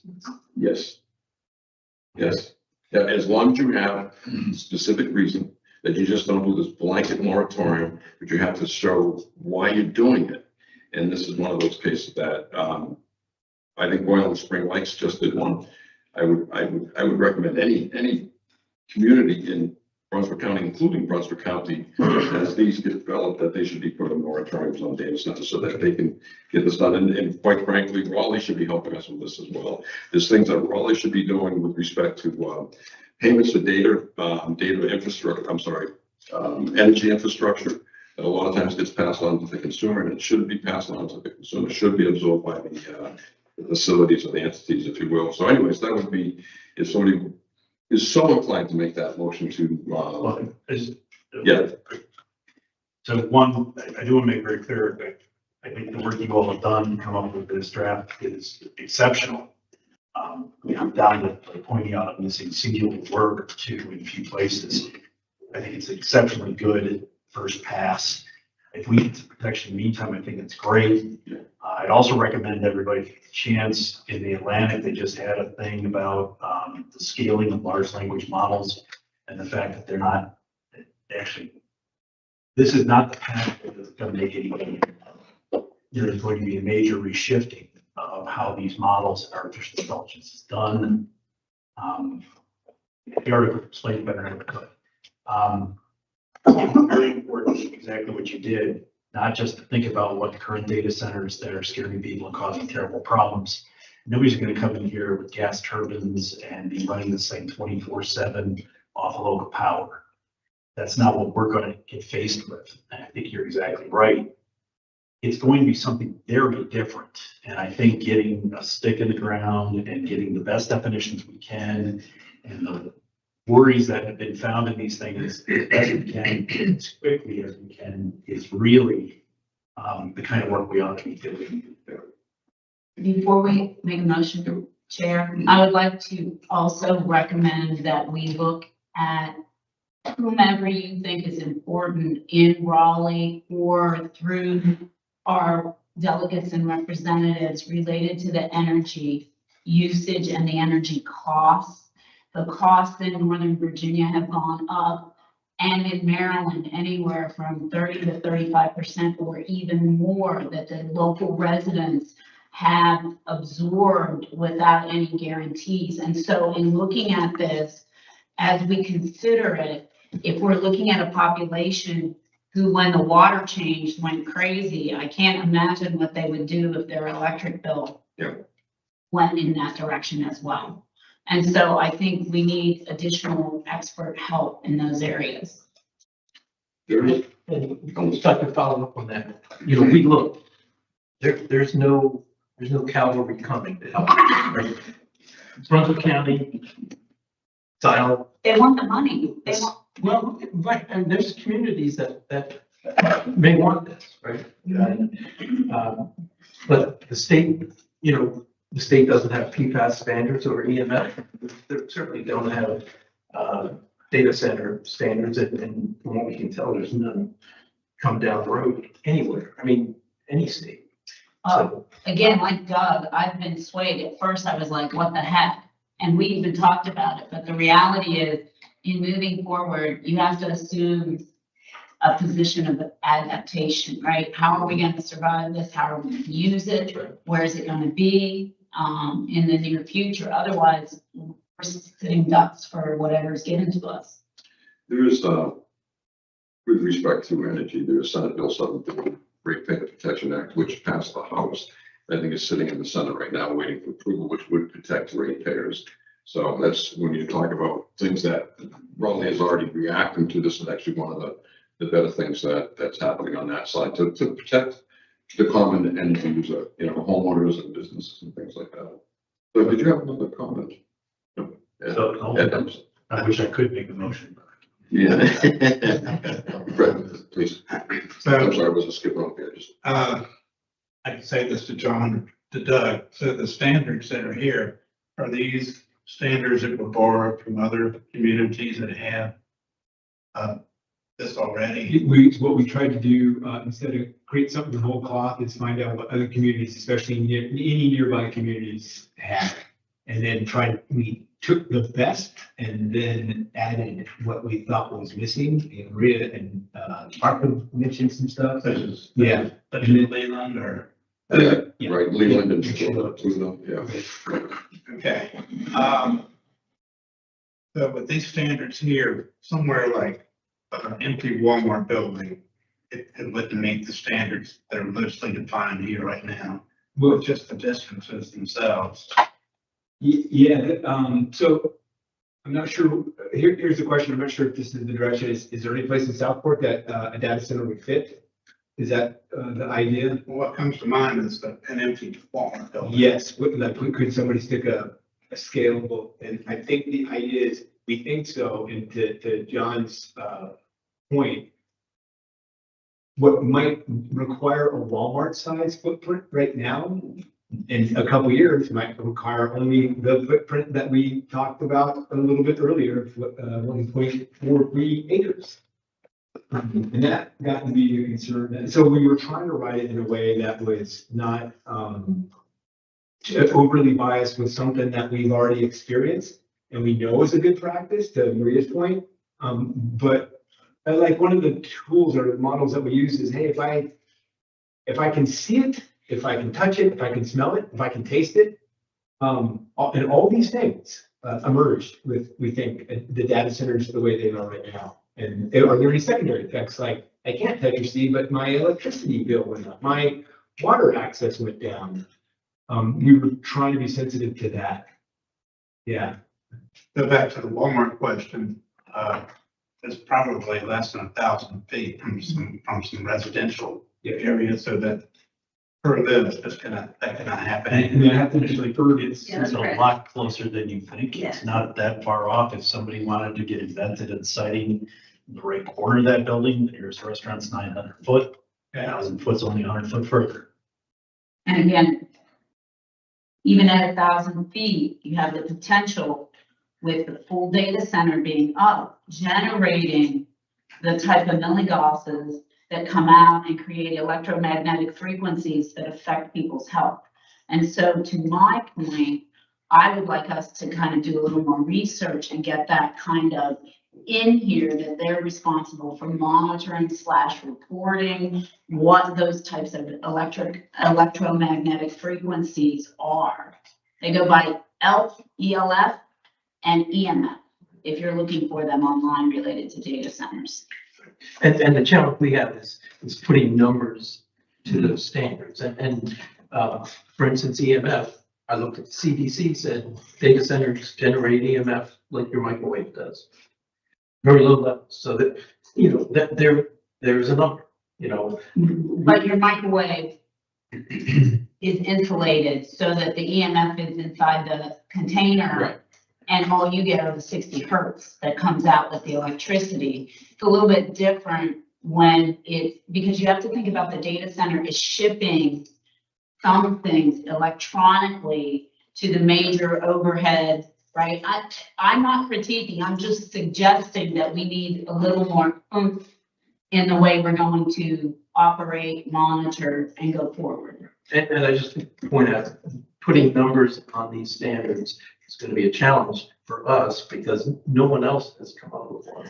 They won't do that for you. I have been doing technology since 1997, and every radiologist I knew in that year, as I did digital radiography, would use an earpiece instead of putting a cell phone to their head. The United States has still not classified electromagnetic frequency to your ear as being cancer causing. However, if we are looking at a vision and we want to be safe for our residents, we might want to err on the side of protection versus looking for a specific number. And we're going to have to guesstimate those for our own city. But truly, and Fred, I'm going to get back to, because I think you still have more questions. You have to be very careful with setting any of these types of regulations that are unattainable by any type of business. You can't just say, I want it to be this extreme and do it with a idea of the business will never get there. I So that's am why in I just wanna agreement. caution that. I am in agreement with you, but I think that we can probably do a little better. Sure. Yeah, Fred, keep going. So here's a question directed towards Mo. If this were to become a allowed use or permitted use in wherever the location is, with the conditional zoning, is that not the magic wand that it's not deemed suitable for the city of Southport, that it could stop right there? Yes, and that is part of the equation, so that if someone can come in, meet all of the standards as they are written out, but there's still something that just isn't right, that can be a discretion or added conditions for anything. So yes, that helps with the equation, absolutely. And then lastly, in case anybody from the public is watching, an example that comes to mind for me is the tattoo Yes, parlor. There was no use allowed or in the charge for the city. That didn't stop them from coming in, and then people didn't like that. After the fact, we introduced that into the use table. correct. And so that's all we're doing That's right here. Yes, And with a special use permit, the public doesn't, unless they've got a standing, they don't have any voice in any type of action. That's right. Whereas with conditional zoning, you actually have at least 2 public hearings, so the public would be heard. Yeah. Okay. And we tried to set up the requirements for the applicant to be pretty heavy at the zoning standpoint. So in other words, when they came to ask for conditional zoning, they would have energy information, water information, noise information, that there would be a significant amount of information to review, but it would not be, there wouldn't be much of a leash for the applicant once the rezoning occurs. And then there's building permit phase, which is additional information. So we're trying to pull out the information that an applicant should have, right? If you're a data center, you're not going to come to the city unless you know exactly where your power is coming from, and how much it costs and things. And those are the things that we're trying to draw out at the zoning stage. Yes, sir. I like the idea of a moratorium, if that's would be legally possible. yes. So if One we- sixty D allows it to. So if we were to do that, then this can be hashed out to a finer degree. Yeah. So I think the idea would be to have 2 motions. One, to ask the Board of Aldermen to consider putting a moratorium on data centers or related industries for a period of 3 years, or whatever they see fit, and let them develop the language. Because there's some certain, I think, Mo, you have to have 2 advertisements in advance of any public hearing on it. And if it's over 60 If it's days. over 60 days, yes, you have, it'll be advertised like any other zoning amendment would be, so it would have to be advertised in the newspaper twice consecutively within a certain time frame. And so, And if you did it less than 60 days, a moratorium, less than 60 days is 1 public advertisement. I don't think we would wrap this up in 60 days, folks. I really don't. There is some speculation, but are there any current or unused any land areas that would be suitable for a data center in our city? We even have targets sites or repurposed targeted sites that would actually be suitable for a data center. Well, there kind of is. I mean, if you look around, around the zone out there at East Moore Street, there's 50 acres or so there. If the owners and then developers decided to go that route, which there's a spot right there, but I don't think that'd be the highest and best use. Actually, it's close to the Duke Energy plant and it's close to water. It would be an ideal location. I didn't even think of that. I was thinking of the, rezoning we did last month in which we combined the lots behind Murphy's gas station there. That was zoned, that's large enough, but it's pretty close to residential section, so the buffer would be incorrect. But your example, Fred, is exactly what we should be afraid of, because it also allows them to distort or pollute waters. So we need to be a little tighter on all of the requirements related to It it. would have to be highway commercial, number one, right? I don't know what it's on, but. Right. I think it's important I think to that's. answer Ed's question today. There is nothing that stops the data center from coming in today. If we don't get a moratorium for something moving. Today, yes, we could absolutely put a data center in. Yes, the facility down, I was thinking the same one. It is right next to a nuclear power plant. I am sure they have no problem running power lines. There's probably already a right way to do it. And they're sitting on water. It'd be very easy to put a current generation data center with no controls. So we have an existing threat, potential threat right now today.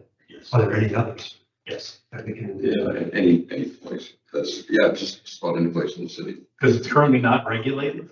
Yeah. Sure. except for residential. We can get in the car right now. Residential, you can do it just about anywhere else. And as the size shrinks, to the point made by John, there will be additional locations that come up as we move forward. Right. So, thoughts? We there? I'm ready to make a motion. I would suggest this definition is very good. I don't believe I missed it. I'm sorry, I did this. So they need to not only set a moratorium, but they first need to set a definition.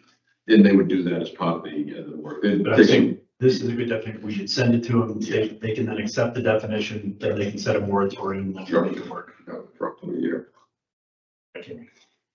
I thought you said the moratorium could be longer than a year. It could be up to a year, then it could be extended, but I don't know how that would be done. The timing, and it's dependent on how you can, justify it. So if you can justify you need something longer than a year, then absolutely you can set the And timing. you have to show progress. You can't just say, oh, we didn't get. Yeah, I understand. I'd like to attempt to make a motion, Mr. Chair. Absolutely. I would recommend that we send to the Board of Aldermen a request for a moratorium for up to 15 months based on the following factors. We need to coordinate with energy. We need to coordinate with water, public utilities, and potentially North Carolina DEQ in order to get the requirements more specific. I don't know if that's long enough, short enough. And it would also be on data centers or related industry. Correct, Okay. sorry. No, that's fine. I just want to make sure that for the record that. I believe with the coordination, you will need at least 15 months to get this together, and that brings us up to the end of next year as Can we- part of that moratorium. Can we do up to 15 months? All right, so the motion's been made. In short, let's see, I have a moratorium of 15 months on data centers or related industries with the, gaining knowledge from DEQ, energy, Water water. Yeah. And others. and others, yes. Really could, this is embedded, but I don't wait. But- to- I need a second. Sorry. Discussion. Do we have a second on that motion? Second. John, second. Bring made motion, John, second. Further discussion, Doug. Well, just make it specific to allow the planning board to whatever we need to do. Because the idea is we're at work. This is about. Yeah, I would do that as a second motion to actually push it back for continued work on this as well. So the moratorium will hold while the planning board continues doing work with, if not just the planning board, others as well. And everyone is welcome to come in and have a shot at the pie. You know, if there's some experts out in Southport or elsewhere that want to opine, love to have. So, motion been made, second, any further discussion? Does that answer your question, Doug? I think so, though. I don't think we need a motion to continue to work on the planning board. Okay. I think what we're conveying explicitly to the Board of Aldermen is you're doing this moratorium not just to stop something, you're doing it to allow work to continue, and the planning board is going to be doing that work with the staff. Yeah. That's I'd like- inferred in my. That's absolutely, Yeah, yeah. but I think I'd like a separate motion on the planning board continuing to work on it, because that way it shows that we're in full support of this, and it's not just somebody running off deciding to do this on their own. Okay. So motion been made and second, any further discussion on the motion, Clark? Yeah, I'm gonna disagree with Maria, so agree. I'd recommend going with the shorter timeline because you want to get this done. The idea that we're gonna go out and get new standards developed that don't exist today in a 15-month timeline is highly optimistic. Having set the drinking water standards for PFAS in New Hampshire, the toxicologist and epidemiologist and everybody else who worked for me, and I could shut their weekends down. You won't get it done in that timeline. If the standard doesn't exist today and we can't go pick it off the shelf after talking to an expert, you wouldn't see it or some other place. We're not gonna generate a work product and get a new standard that will be legally enforceable. The issue is, we're gonna, let's say we think 100 is a good answer. That's a good regulatory number. Based on what? Well, again, I'm recommending the sites, but my counter to you, Clark, is 15 months takes us through holiday seasons, winter, allows for the coordination. It allows us working time to get there. The Board of Aldermen can extend it, we can extend it, we can shorten it. There's no reason we can't be done earlier. Yeah, I just think we don't want to lose the urgency. I don't think you The idea will. that we're going to come up with scientific enforceable health standards as a planning board Oh, it's gonna is take a a great while. idea, but I don't think when the lawsuits, we don't want to be fighting. If That's you not can't the point to point, somebody though. else and say this standard already exists and it's enforced by some regulatory body who has the experts to create it and enforce it. My point is not that we set the standard or we look for a standard. My point is that we need to do more research on the Milligoff and what the associated illnesses are, and then choose our footage from a residential section. That is not an absolute. You can use those But I'm as your saying sources. if there is not already a neighborhood standard or a standard for the city of an elementary school, then what are you gonna do? Well, this is also where the aldermen come in and they have connections with Raleigh and everywhere else. And that's where this is not just done by these members. There are things that we're gonna have to rely on the Board of Aldermen to output. I get more experience around here. That's the way we should do it. I'm just saying, Yeah. No, I there isn't a understand. health standard that we can go pick off a shelf with spin. That's not, you can't use this cafeteria, this is not a cafeteria style zoning and then, Right. yeah, you But can't. I'm saying, The parts that We're fit. worried about electromagnetic radiation affecting children at an elementary school. Yeah. If there isn't a pre-existing standard enforced, so preferably in the state of North Carolina, Yeah, you'll get challenged. You'll absolutely get challenged. and do we want to risk getting tied to that such that this drifts further to the right? Or do we want to set a hard deadline for ourselves, push to that deadline and do the best we can? You can always go into the UDO and change the standards as you get better knowledge. You know, if we want to set a PFAS standard for drinking water, well, there isn't one in the state. So it's unenforceable. Yeah, and But if one came on in 6 months, we could then go back into this and now take on the new standard that has been discovered. right, Why not get the framework in place, get it in there, and then as more knowledge comes out, as more experience is found next to the facilities, we can then go in and change the standard as a new standard is established and legally made enforceable by some other body. sure. Yeah, this is not a, let perfect get in the way of good, because I'm a you, little concerned we're gonna head down that road. well, I think we can be careful on that, and having you on the board, I think could be a very vocal reminder of, if we're trying too hard to try to make it, so enforceable that it's unenforceable, if you will. And I guess the question, whether it's 12 months or 15 months, when that deadline approaches, You better have something. we gotta have something, right? And I agree, Clark, we're not gonna solve the PFAS problems, even if we work really hard. And we're not gonna have the EMF problems, we're not gonna have the power problems. So this is a whole new thing that, you know, there's so much with this, that comes with this, that people haven't even set these standards yet. Right. And it's a, yeah, well, I think so. So is it important to us to have something at the end? Or is it that we can, I guess with some confidence, bring to the alderman? Should they expect something from us at the end of this moratorium, Yeah. regardless of how long it is? I think we are bound to deliver something. So motion made and seconded. Any further discussion? Sure, I just want to bring, so keep on thinking about timing, because right now we have some general, but non-specific protections in the UDO. We're asking for a moratorium that would give us lots of protection for some certain amount of time.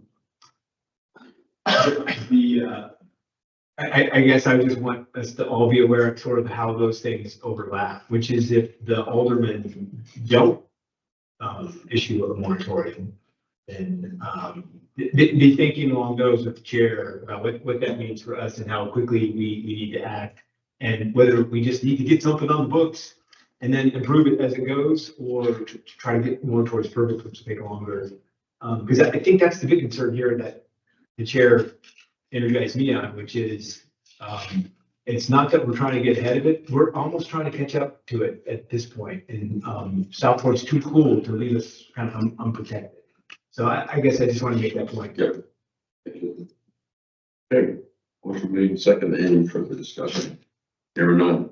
All in favor of the motion to ask the alderman to establish a moratorium on data centers or related industries, including with input from the DEQ, energy, water, and other types of related environmental issues, if you will.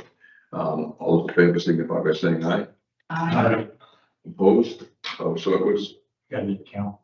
I will, give me a second. All in favor signify by saying aye. Again, do a hand count if you could. Okay. Aye. 1, 2, 3, 4, 5, 6.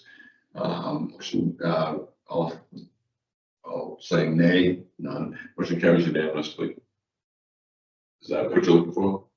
Clark, who's your? He's He's the the alternate. He's the alternate, yeah.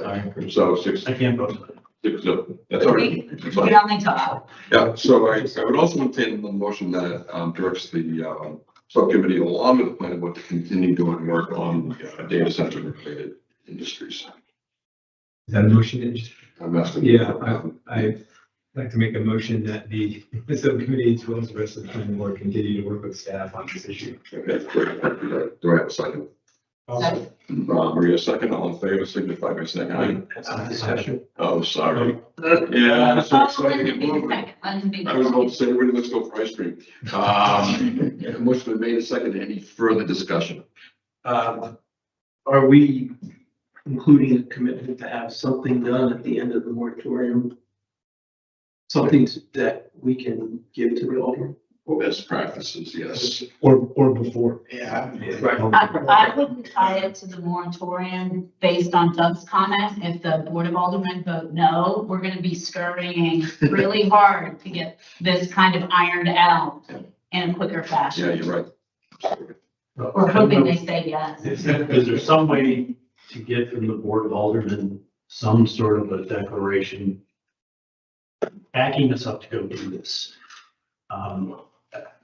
No, Going to your point, Yeah, no. going to Duke's Biological Lab or something else, it'd be nice if there was some sort of a letter from the alderman or something else that we could go and say, look, the entire city. yeah, there's actually, when you do a moratorium, it's just not a vote. There's a whole, it's a whole litany of whereas, and you give it all these different references and, it's pretty, it's extraordinarily long. So it's not just a quick, hey, let's do this. It's almost setting the standards of what we're looking for along with goals and, timelines. So it's pretty expensive. Then you mentioned earlier that there needs to be a couple of reasons why. And public safety, public health, yeah, and then all be put into that, the where is, we're protecting the public health. And so whatever that would be up to the alderman and the town council as well as staff to help craft that. Yeah, that's not part of it. And that's why the water and electricity is in there, because we're not just to Clark's point, you can't set the health standard, but you can associate it with water and infrastructure and the other things that it is. Any further discussion? You're not all in favor, signify by saying aye. Opposed, same. Let's take a 5-minute recess if we could. Thank you.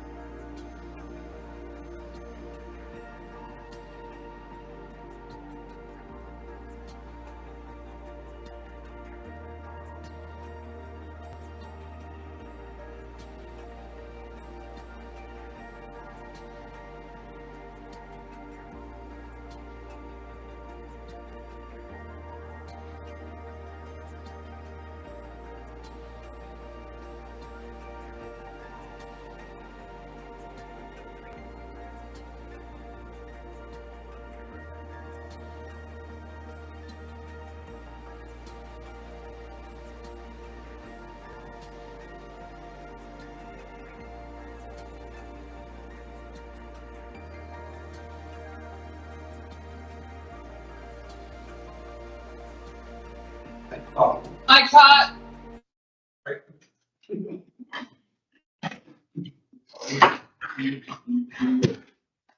Okay. What is it? A moment. Doug went to get us ice cream. Yeah. I need dairy free, please. So, all right, thank you everybody for the, pause. Good break, really good conversation, already on everything we've done tonight. Certainly a lot more to be done along the way, and I'm personally looking forward to it. So, one of the things I failed to do as chair was on the, House Street map amendment. I did not read the statement of consistency and recommendations, so I'll read it.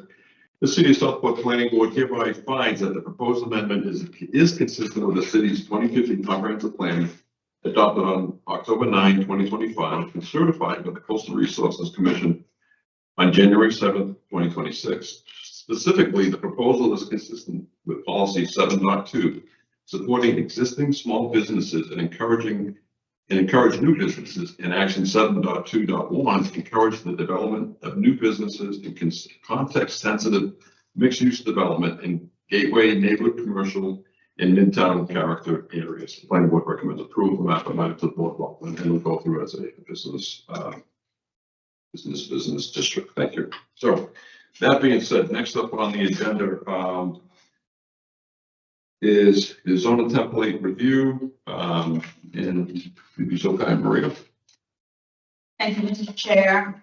Larry and I worked as a subcommittee on a UDO text amendment template. We've had a number of text amendments come through, and because the board was relatively new, we asked a lot of questions about how they're done, what's the information, and as part of trying to make our decisions and our documentation more oriented toward standardization so that they look the same and they have the same information, we worked on a form. As you can see in front of you, the title and purpose is on the front page. We have instructions. This is not the final format, but it is open for the planning board's input.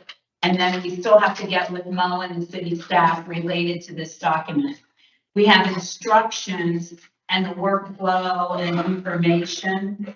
We want to identify the amendments with a ZTA number, with a proper title, who is the applicant or requester. As we know, it could be a resident, it could be the city staff, it could be someone from the planning board.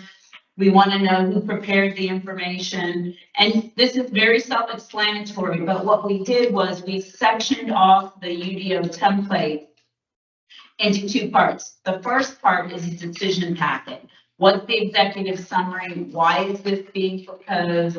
What are the ag land summary proposed changes and impacts? This is something that a lot of times when we hear resident discussions and maybe some concerns, it's because they may be bringing up different types of impacts. And we want to address that in the UDO text amendment template so that they're already transparent and presented. And so we have a listing of those in section 5. And then are there any other alternatives? Do we ignore it? Do we not change the UDO? Maybe we have a different UDO text amendment. And then we have the typical consistency and policy review and the staff recommendation. One of the things that we wanted to do in part 2 is get the staff's analysis in writing. This way, each UDO text amendment comes forward and we have the staff's input in writing for us to consider.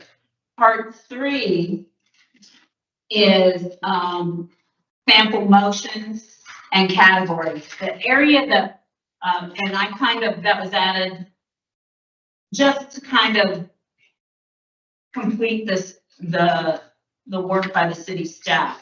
So that if they're looking at it and they're providing us their analysis, they're also going to provide us with their city recommendation, which may be different than the board's recommendation.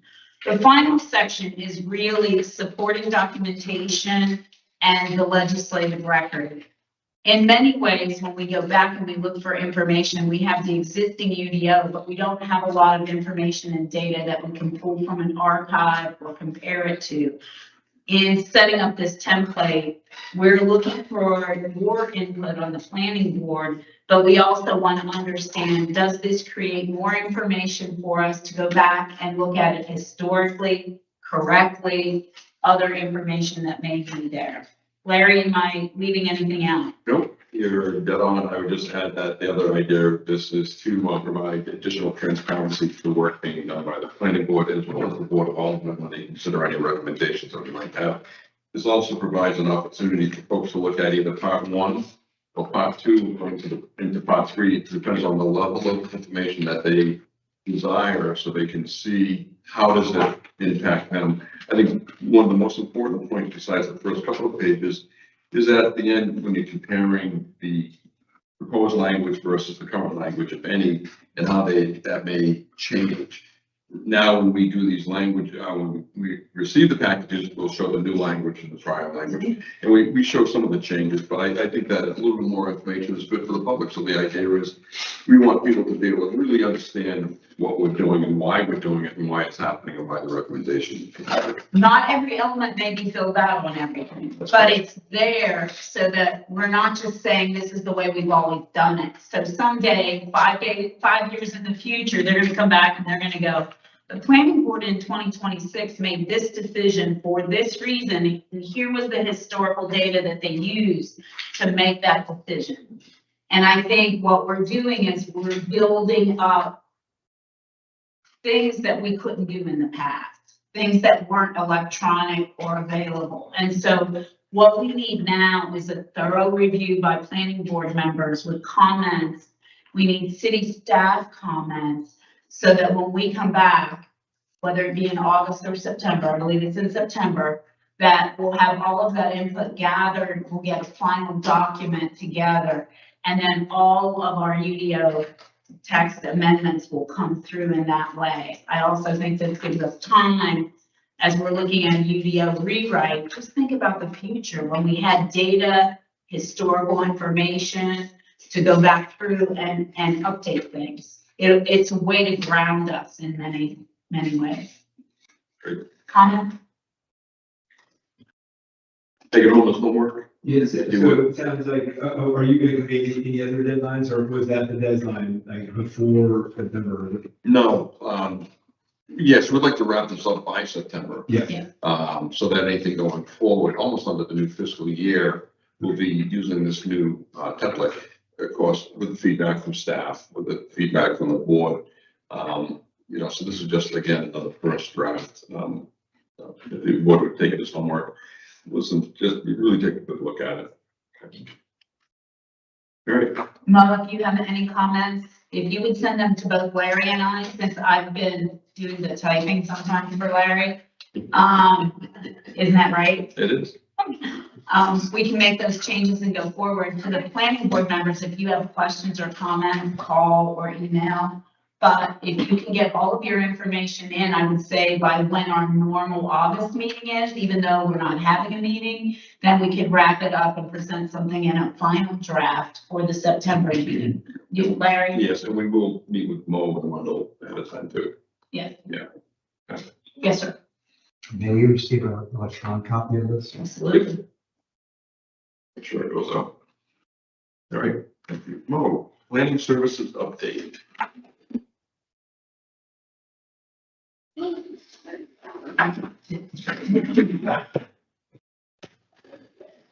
Bye. You want me to do an update? Yes. So in front of you, you have a new format for the update that was requested for us to consider. And I'm open for any, Chair Ashley put this together with some ideas. With Mo's help. And, just to make it kind of more concise, less wordy, so you can get the information quick and fast, so you know what's going on. If you have a very specific project or text amendment that you're looking for, you'll be able to find it and get kind of an idea where things are, where they're going. I did a rough draft of filling this out from the other update I had done for your packet itself. So there may be some information that I didn't get in, or we need to, I need to add some more detail to some of these, and it will be more detailed, but it's just kind of a quick, let's get this for you guys to take a look at what we've got. So for our updates, we're looking at the, data centers. We're going to be moving forward with that. That is our planning board subcommittee update that we have. And then the text amendment document we just received to also look at. Some zoning status updates to look at. The Sandy Lane rezoning from R20 to highway commercial is going to the August 13th for Waldman meeting for public hearing. So that is the one that we've got going on. The food vendors got basic parking overlay, those were adopted in June. And we're going to be working on the ad hoc committee for the bed and breakfast special events, looking for the Alderman. We do have a couple of major site plans.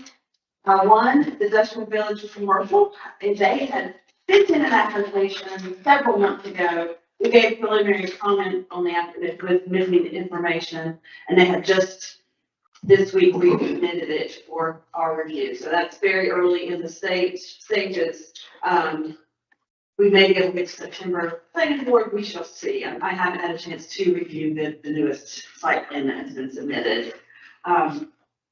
Then one of the other ones we did, and just today I received a application for the Southport Crossings PUD modification. They have updated that and resubmitted it.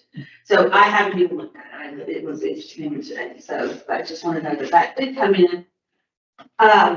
There are some bills that are now session laws that will have effect on the UDO that we will be coming forward with updates. One is the parking lot reform and stormwater control.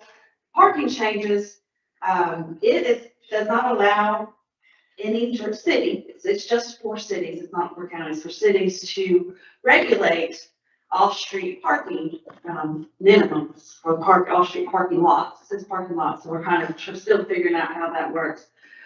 But the exception is if you are a coastal county as defined by state statute, then you do not have to follow this. You can still have your minimum parking standards.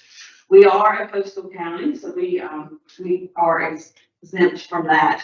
Although there was another exemption to that that says that if you have a national historic district or a local historic district or a national historic landmark, then you cannot have minimum parking standards for off-street parking. So we've got both. So we have both. Yes, that's right. One, that's right. So, Yay. within the National Historic District, National Register Historic District that we have established, we won't get into. And there was no indication in the bill on which supersedes to get both. That was the exception. So they're saying if you're a coastal county, you don't have to do it. Right. Except if you have one of these, then you can't allow it in. Yes, ma'am. Maybe I'm misreading. What is the parking requirements restriction? You can't tell somebody they can only park there for 2 No, you hours. can't tell someone that's building something that you have to have extra amount of parking spaces per square foot. Got it. Yes. Thank you. Unless you're in a coastal Unless, community. but you, ADA compliance that we can ask for, yes. So how much building and parking restrictions do you put in the historic district? Downtown. So- I thought our historic district was building by building. No, there is a national Yeah. registered district that is a, 110 blocks. yes. They are east of Brown Street. Yes, That's about and it. there's a funny little Yeah, zigzag it's almost from the water. line, yeah.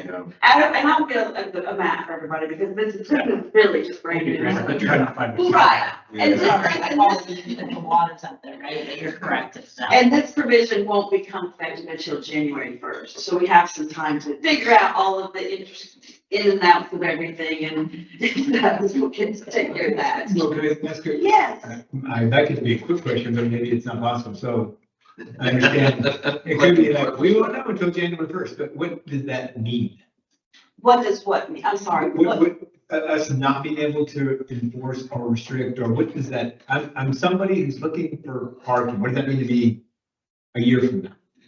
So if you have a piece of property that requires an off-street parking Yeah. space, and you're located within the National Historic District, I can't tell you how many parking spaces to put there to meet the UDO requirements. And so what is, yes, thank you. Okay, What, practically speaking, what does that mean? I get 0? I take 100? What does that mean? it really is up to the landowner, so. How I want to divvy my However property you, up? yes, so if you say, I have, a business, I'm a zone business district, I have a 10-foot setback in the rear, and I have 0 setbacks from side and front, I'm gonna build out. Yeah.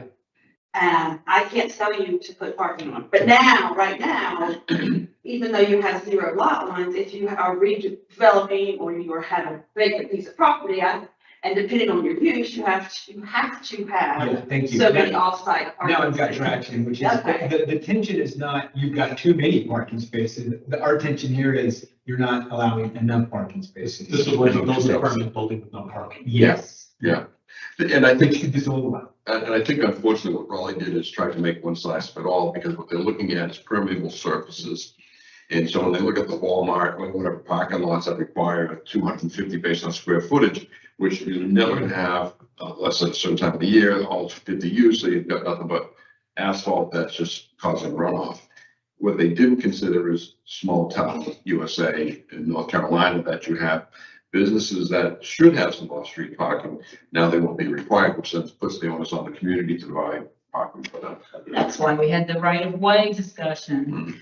Yes, So in relation to mixed use buildings in the business district, would they no longer be required to have any parking whatsoever? if they are within the National Historic District Okay, register. so like, National Register. of like Historic Bullfrog Corner, for example. Yes. That won't be required. No. If that's the way the law reads, yeah, we need some clarification. Well, and there was an email that we received from Adam Lovelady from the UNC School of Government. And he broke it down to essentially say exactly what I have described to you. So I just put them there because of the way they have worded certain things. I think people are still kind of questioning, like, you can't regulate parking lots. So is that a lot? But I still have that you have a space. So there's these little intricacies that we're trying. I mean, so when any law like this comes out, everybody kind of takes a look at it, and we're on the list of reading all of these different emails, like how each jurisdiction kind of trying to figure it out. So we all are together on that one. And I will bring all of these. Once session adjourns, once the legislature session ends, we'll bring one full update for the UDO with all of the changes that are affected, so that it's just one and we can get it through. So, if there was a major site plan that was approved under the current rules, Mhm. and then the rules change, January 1, can the owner now go with that, or is it under the New one. They parameter? have, what they have is permit choice. So at this point, if they come in and they have not gotten their building permit and the rules changed, then they have the choice to use either one. Okay, So they're gonna replace parking impervious surface with rooftop impervious surface. It's Southport, basically. Yeah, people who build to the edges. Yeah. but there may be some industries that say, you don't make me put parking in, but I know I need parking, so I'm going to make sure that I have some parking spaces. And we also have some businesses along House Street that are prevented from having a business, I should say business, but some landowners that would like to do a business and only can do off-street parking, and this would actually allow them to be able to do that as well. As long as they're outside the historic district. That's right. So then the next part of that is that. Is that correct? Did I get that right? No, Or you is got that, no, I back. get that backwards, I Get think, that yeah, I'm sorry. That's okay, I get that backwards. no worries. That's why you're the expert. Any existing built upon area that is on a property, if they redevelop the lot, that impervious surface is not considered new impervious surface for calculations of stormwater, which our rules essentially do that now anyway, so it's not gonna be a big change for us unless we go to, there is a maximum that brings it over, so I gotta work with Tom to to go through these rules to see what we need to update on our stormwater. We have House Bill 372 that was turned into session law and home-based businesses. It is effective now, so it defines what a no-impact business is, and it prohibits cities from requiring a no-impact businesses to obtain any kind of permit, special use permit, variance, or otherwise for a home-based business. And that's essentially one that doesn't have customers coming in. That's correct. Yeah. And then our Senate Bill 876, it dissolved the historic commission and that there will be no historic district in town. Just so we're clear, there's still a national Register. historic district, but not a local. That's correct. Yes. They haven't resolved that yet. Are they one and the same? No. One of the state can resolve, and one of the state can't. One federal, yes. Yes. Okay. I know that Wendell's still working on Sashburg. He's been working with, Bud to help with that on the GIS side, so that's ongoing.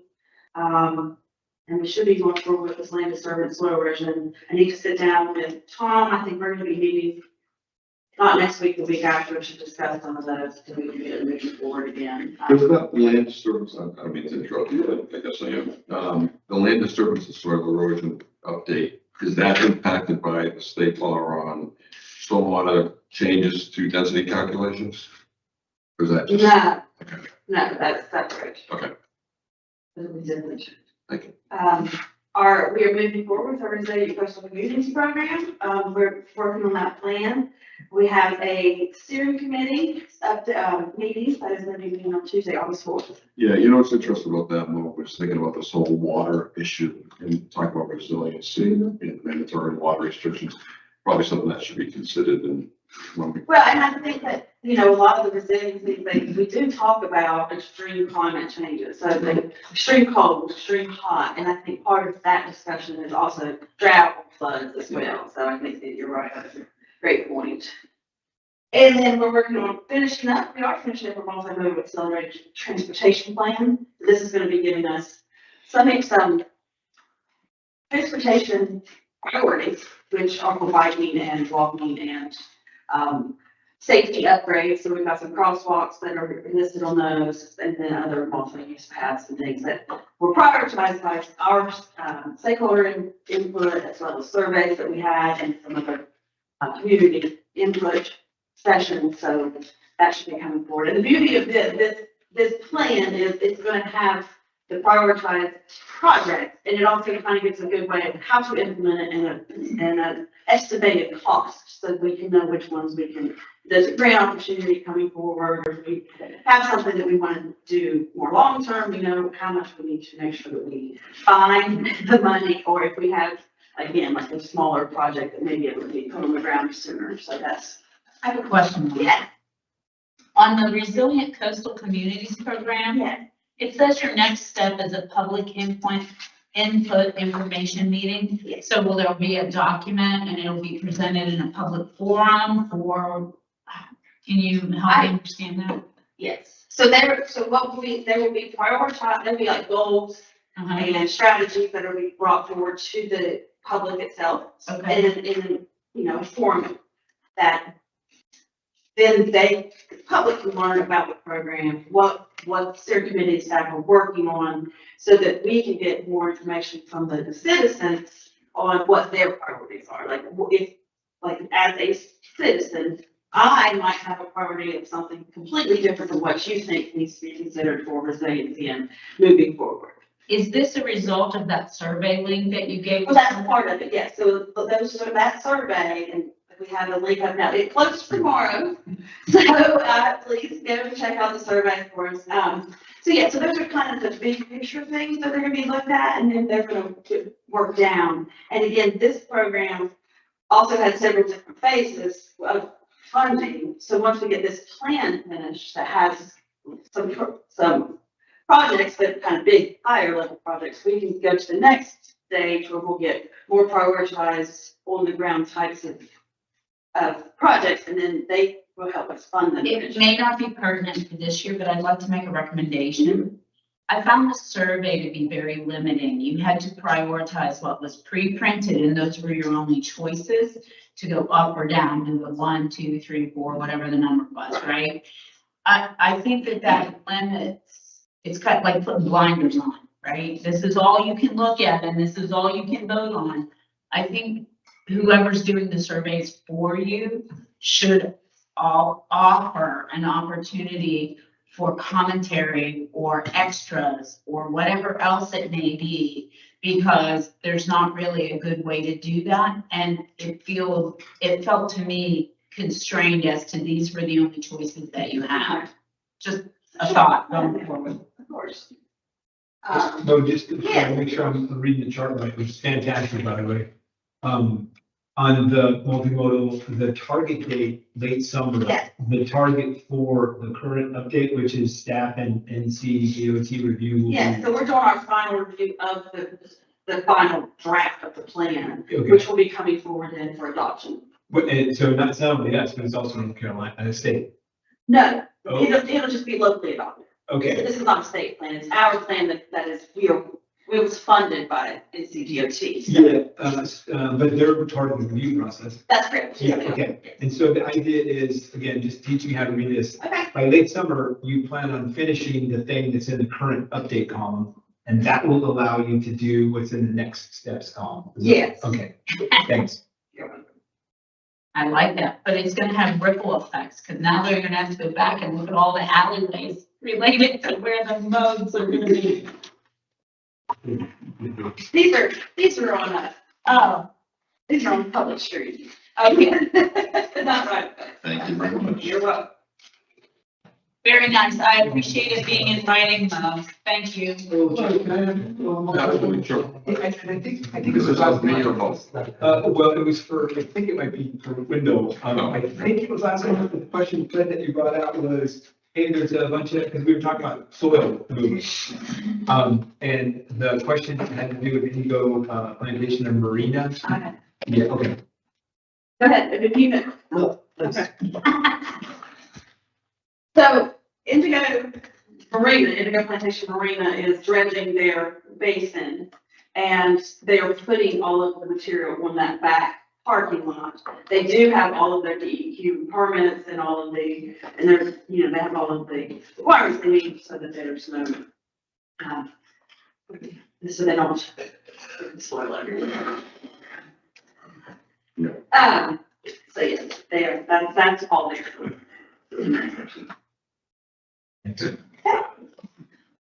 So lastly on the agenda is, the motion against the meeting. Do we need a motion for that, a vote on that? I mean, we don't have anything in the pipeline. This gives the board a chance to breathe, gives staff certainly a chance to breathe away from the board, giving them all kinds of work, meeting with them. It doesn't mean we won't continue meeting on at least the data center. Or other items, but at least it gives staff a little bit of room to not have to plan for a meeting. So I would entertain a motion, because we don't have anything in the pipeline, there's nothing of urgency. Certainly that can change, if something urgent comes along, we can put the meeting together, but I think we entertain a motion that we not meet on August 20th, 2026. Make such a motion. Great, motion been made. Don't hesitate, please. Motion's been made. Do I have a second? Thank you, Fred. Motion been made and seconded. Any further discussion? You're not all there, signify by saying aye. Aye. Thank you. All right, really good meeting tonight. I know there's some stresses in here even beforehand. I thought it went very, very well. I think everybody has some really good input. Everybody knows what kind of board this is, that this is not a rubber stamp board by any stretch of the imagination, and that we don't have a problem with actually asking the hard questions to do more.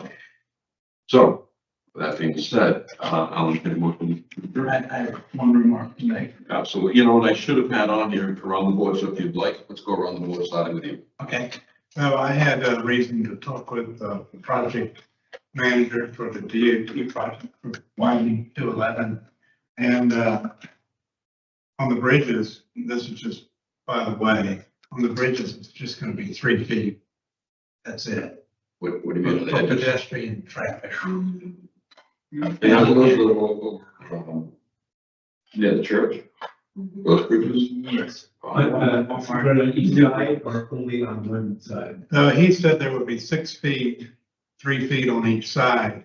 The way it is now, it looks like they have like 1.5 on one side, but those are just lines. So I haven't gone out there with the tape measure, but that's what he said. There'd be 3 feet, and then immediately passing the bridge, it expands up to 5 feet, the shoulder. 3 very scary feet. Yeah, so, If you're biking, yeah. or even walking. Yeah. Or with I'm not the, walking that bridge. Not to mention all the construction debris that you have to work around that's in those lanes right now too. Yeah. and then, other comment he made, and this is a visual, he said, after September 15th, it's gonna look like the bomb went off at these intersection of 87 and 211. He said they have a 66-inch stormwater What's pipe out there now? to run under, that's the 54. Oh, it's gonna be bigger than that. That's the 54. And he said it's gonna be a comedy because there's 2 lanes going into Southport. They'll do half, they'll close down half of it and do half of it. And then put that back and then close down the other side, continue the 66-inch stormwater. When you say half lane, which lanes on? Well, there's 2 going in. No, but I mean, going on the other side of Robert Rook or on this side, the city side of Robert Rook? Going into the city past. Oh, okay. So right there at that intersection, and it just said it's gonna look like a bomb went off. And so there's all kinds of stuff that's gonna happen at that intersection, and it's gonna be a comedy. And he said after September 15th, when the major traffic has died down, what I'm talking about. So get your gas, don't go to famous, whatever, right? That's what we're Jeffertown careful. Road. Don't evacuate in case of a hurricane. It's Don't gonna be turn left. up there. Yeah, we up the river. That's what we're gonna That's see. it. Thank you. Maria, anything? I have no additional comment. Ed, Nothing. Doug, Clark. Yes, a question. I went to the Alderman meeting this last one, and Windspring, I think is the neighborhood, they were having a lot of flooding problem. And their issue was that a property in Brunswick County strip mine basically took everything down, and of course, that immediately increased the amount of stormwater that was crossing into the town boundaries, unfortunately, into their neighborhood. And it's one where the storm management in the neighborhood is theirs. However, stormwater management, in the end, is a city issue. And if the property values of a part of the city go down, is there some way in our stormwater work to talk about those who force us to import stormwater? Is there some way to at least start looking at, because more and more properties get taken out of our boundary, but they're still dumping water into us? Yeah. How do we? Is that the Meadows project where they said by putting, if they develop it, it'll actually reduce it by 85%? Yeah. Yeah. Yeah, it's they clear. Which is great. If you increase it by 100, you drop it by 80, you still Yeah, so increase you it by get 20%. Yeah. Yeah, the county doesn't have the requirements that we have. The clear cutting, so they can go in, if I understood it correctly, and when 3 years ago, clear cut the property, which caused all the water to run into River Mist. When and if they actually develop it, then that'll actually pull back 80 to 85% of the water. One pathway 80, one pathway 86. Yeah. Well, was there anything that we could do on that? Actually, I think that we're looking into that already, so I can bring back some information once we have it. Okay, thank you. You're welcome. Just to clarify, our stormwater rules don't let people in the city dump water Oh, right. on adjacent city property. Right. Obviously don't address. But so the question, if we are a city as a whole, and somebody's forcing us to import stormwater, they decide to force us to take more imported stormwater. We don't have a calculated in our stormwater designs. Yeah. And at some point, That's why we need to look at the county on that too, to say, hey, knock it off. yeah, and it's one thing to say it's a neighborhood retention power, but at some point that stormwater touches the city That's right. system, road. Yeah. Something. Okay, thank you. Anything else, Paul? No, that's great. Thank you. Well, thank you, John. And I'm good as well. Thank everybody. Good meeting. I'll entertain a motion to adjourn. Motion made. Do we have a second? Awesome, thank you. Motion made, second to adjourn. Do we have any further discussion here? None. I will leave it to a pause. All in favor signify by saying aye. Opposed, abstains, the motion carries. Thank you. Good night, Southport. Good night, everybody.